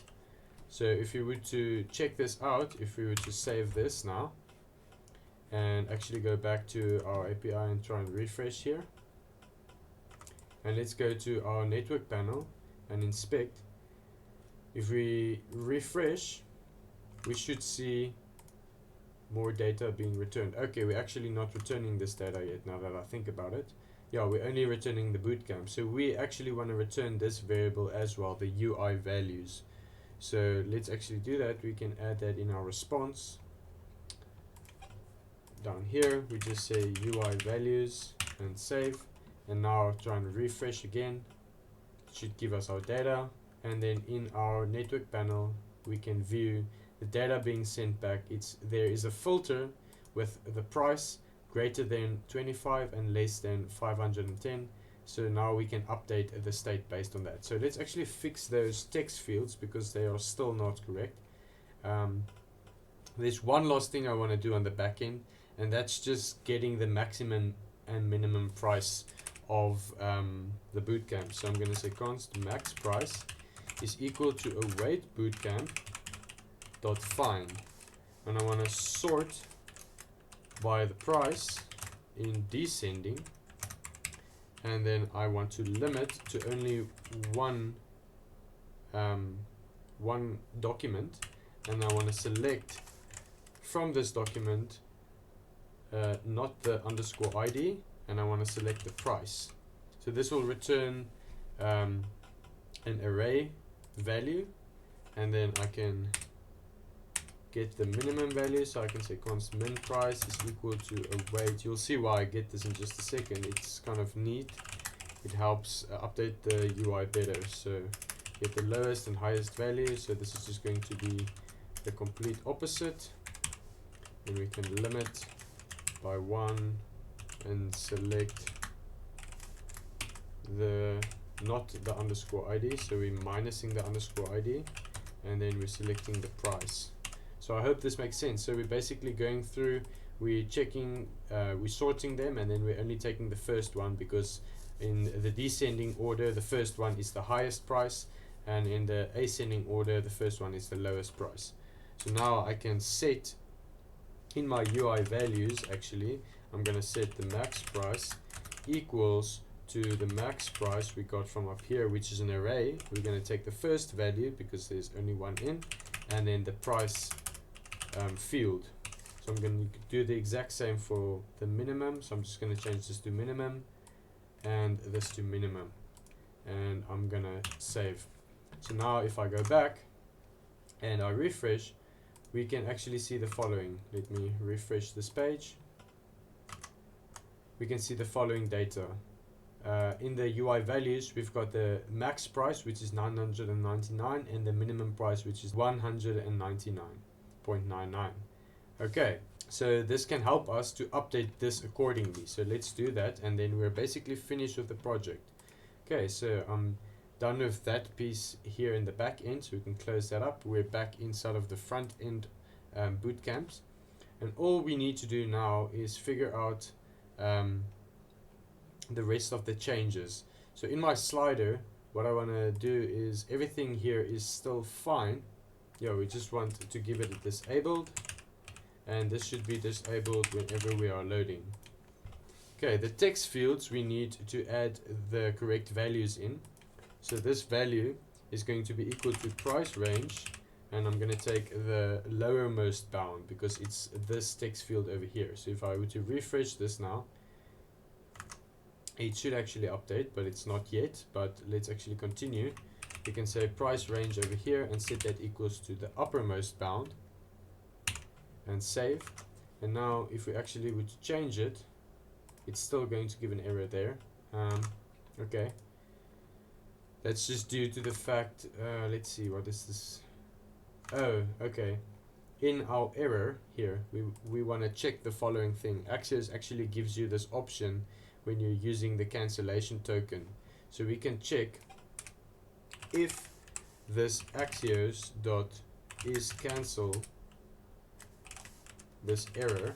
So if it's a cancelled value, then we don't want to do anything. So we're just going to return. Else we will console log. So I'm just going to save that. So now it should work. Everything should update accordingly. Very nice. Very, very nice. Okay. And whenever I refresh, it should keep that same state, but it's not doing it yet. And the reason for that is in our useEffect, we're going to have to run another piece of logic. So right after we set the values loading to false, we want to update our UI. But first, let's focus on one thing. I want to update the text fields. So the text fields are going to need an onChange handler and an onBlur handler. So the onChange handler is going to look as follows. We're going to say onChange, and it's going to have a E and for an event, and we're going to have a function handle price input change. Okay, so a long name for a function, but this function is going to have access to the event, and then we're going to pass an option extra parameter of lower to tell it we are changing the lower bound. And I'm going to copy this and actually paste that into the other text field, which is the upper bound, and then just change this to upper. Now I'm actually going to create this function right above here. I'm going to say const and do the following, just like this. Here we're going to have access to the event and then some type. I'm actually going to place this function above this builder, right below the useEffect. And in here we're going to do the following. I'm going to say let new range, because we want to update an array. If the type we get from our function is equal to lower, we know we are adjusting the lower bound, and we can say if the number of the e.target.value, so whatever we get in this e is the target, so what input we are adjusting this value, if that is less than the price range of the uppermost bound, not less than, greater than. So we don't want the lower bound to ever exceed the upper bound, because then it's just going to make a lot of mess. So we just want to set this equal to return then, so it's not going to update anything. For example, if I were to say the minimum price is 200, but the max price was set to 150, we're just going to short circuit because we don't want to allow that. So the new range is going to be equal to spreading the old state, and then setting new range, the 0 or lower bound index, equal to number, and then taking the e.target.value. Okay, so then we just want to set the price range once again equal to the new range. So that means we've updated the lower bound. So now we want to check if it's an upper bound. We basically want to do the same.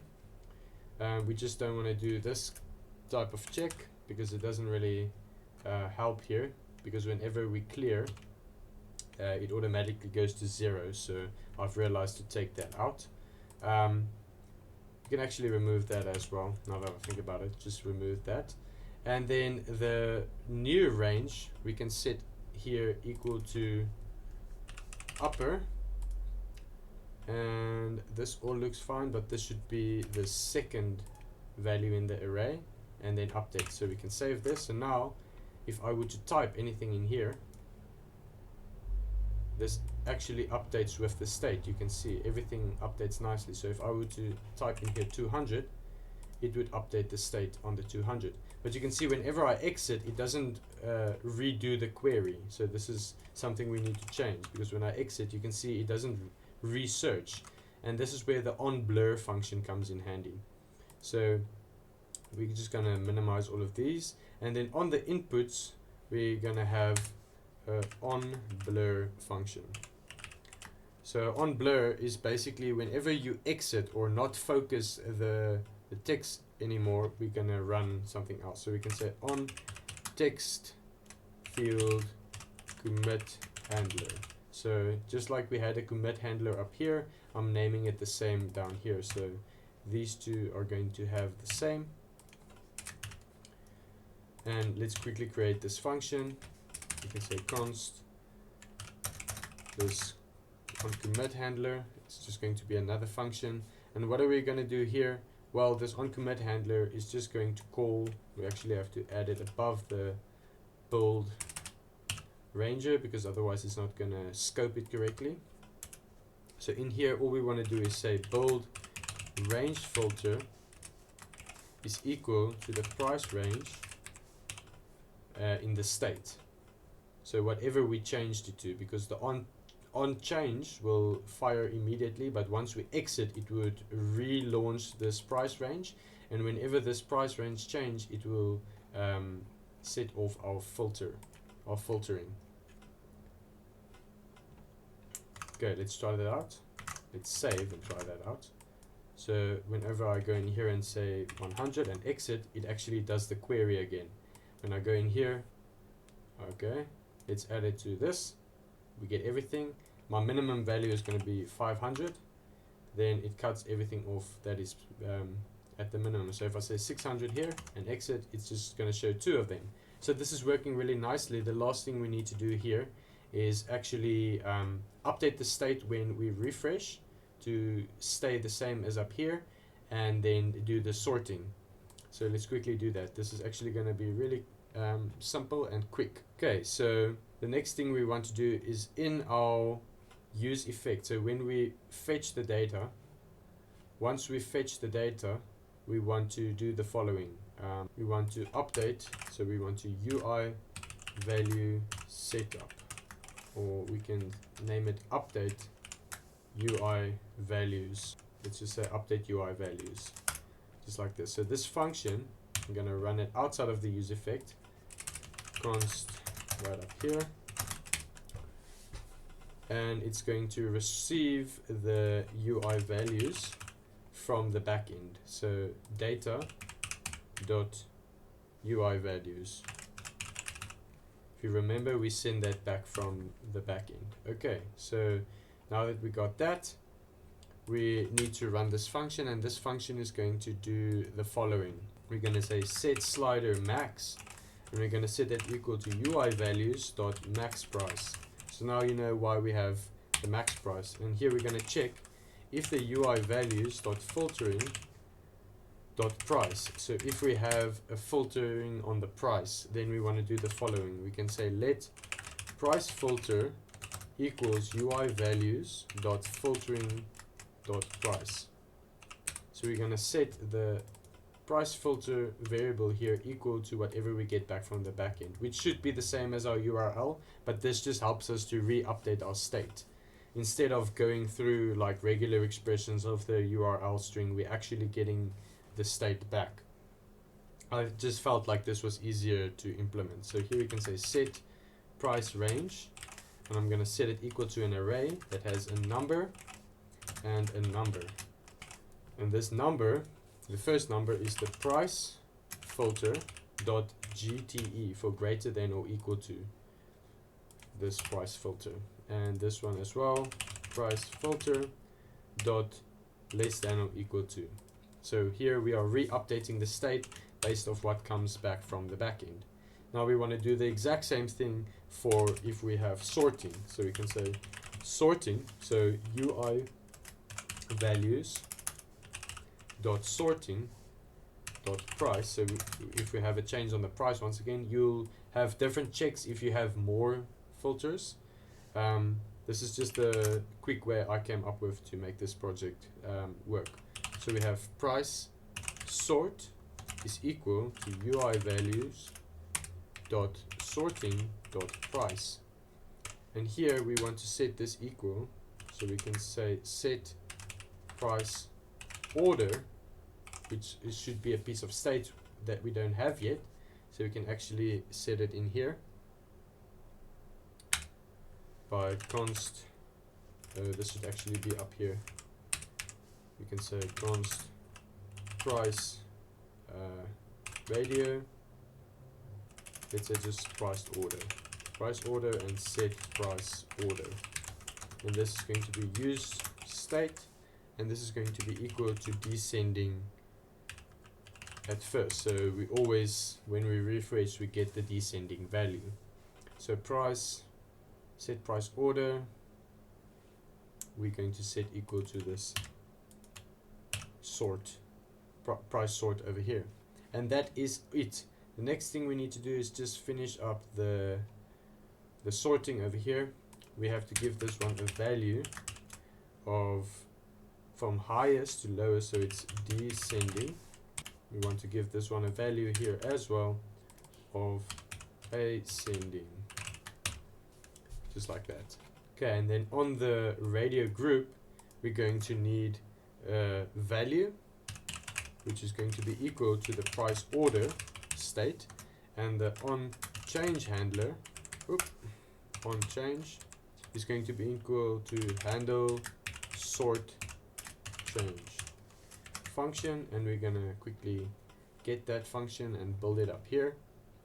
And this is going to be a very simple function. We're just going to say const, and this function has access to the e value, and here all we're going to do is say set price order equal to previous state. We're just going to set this equal to e.target.value value, just like this. What am I missing here? Oh no, it's correct. And here I'm just going to check if e.target.value is equal to ascending. Then we want to set the sorting piece of state, which we don't have yet, but we're going to add it here. The const sorting and set sorting is equal to use state, which also is just an empty string. Okay, now we're going to set sorting equals to just the price without the minus sign.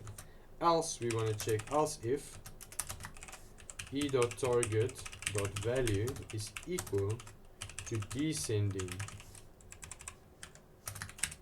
Then we want to set sorting equals to the negative price. So whenever our sorting state changes, we want our useEffect to run again. So let's actually implement that. So whenever this changes, so this will actually, if we save this and go back, we should see it actually updates the state now. So we can choose between the difference of this. But now every time I change this, I want to rerun the query. And the query is ran inside of the useEffect. And here we then have to check or set a watch on the sorting variable. So here we have the sorting variable, and we just want to do one last check up here to add it to the URL we are sending. So we want to check if the sorting state is not empty. So if it contains something, we want to do the following. We want to check if the current query.length is equal to 0. Then we want to append to the query. So we want to say, we want to start the query from the start. So we want to say sort is equal to whatever the sorting string is. So this will then add this to the query.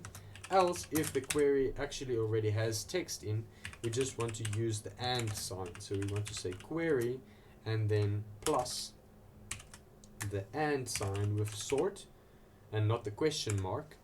And then we want to say plus the sorting string, just like this. So this will create the sorting string incomplete for us.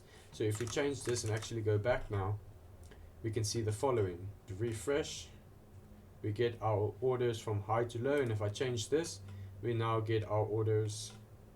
Something seems to be hanging. Let's check. It's not making, value is not defined. See, this is where our error handler comes in handy as well. So where is the value not defined?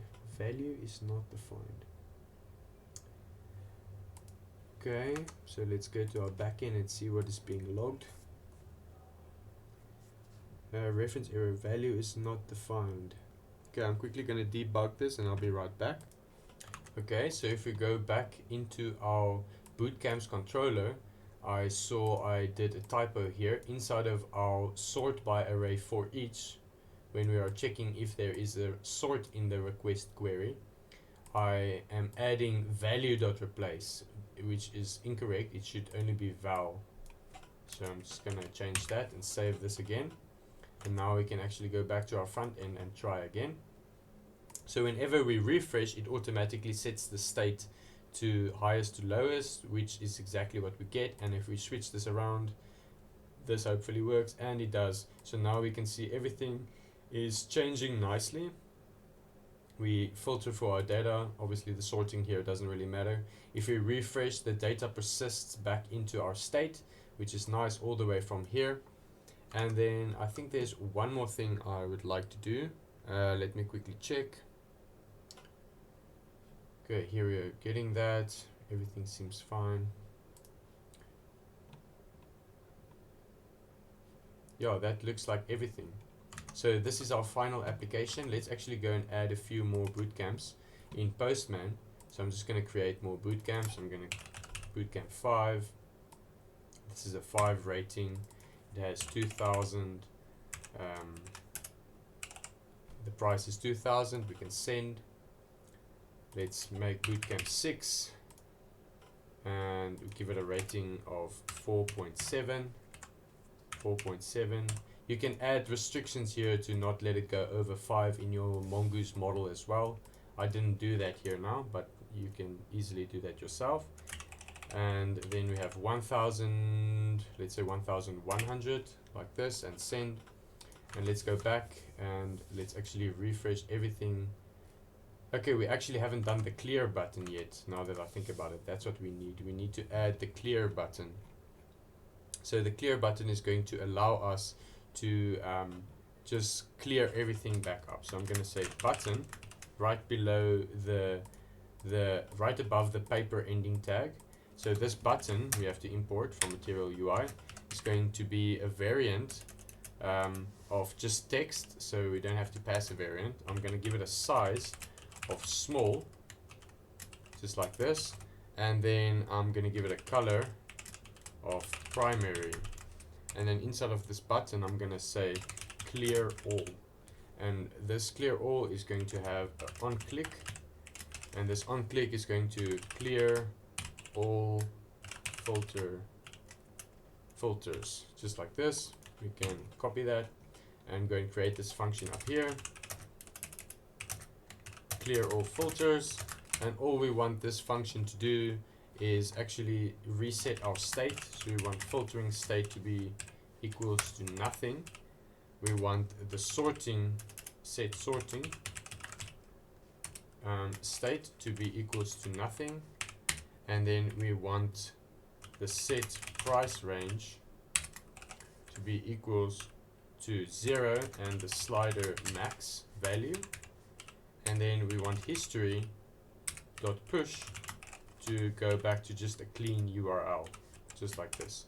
If we were to save this now and go back, we should see this clear all button here. So if I were to refresh this now, you can see everything re-updates to the old state and we get everything as before. So now we're able to sort, filter in this nice looking application. I just wanted to show you guys a little cute project.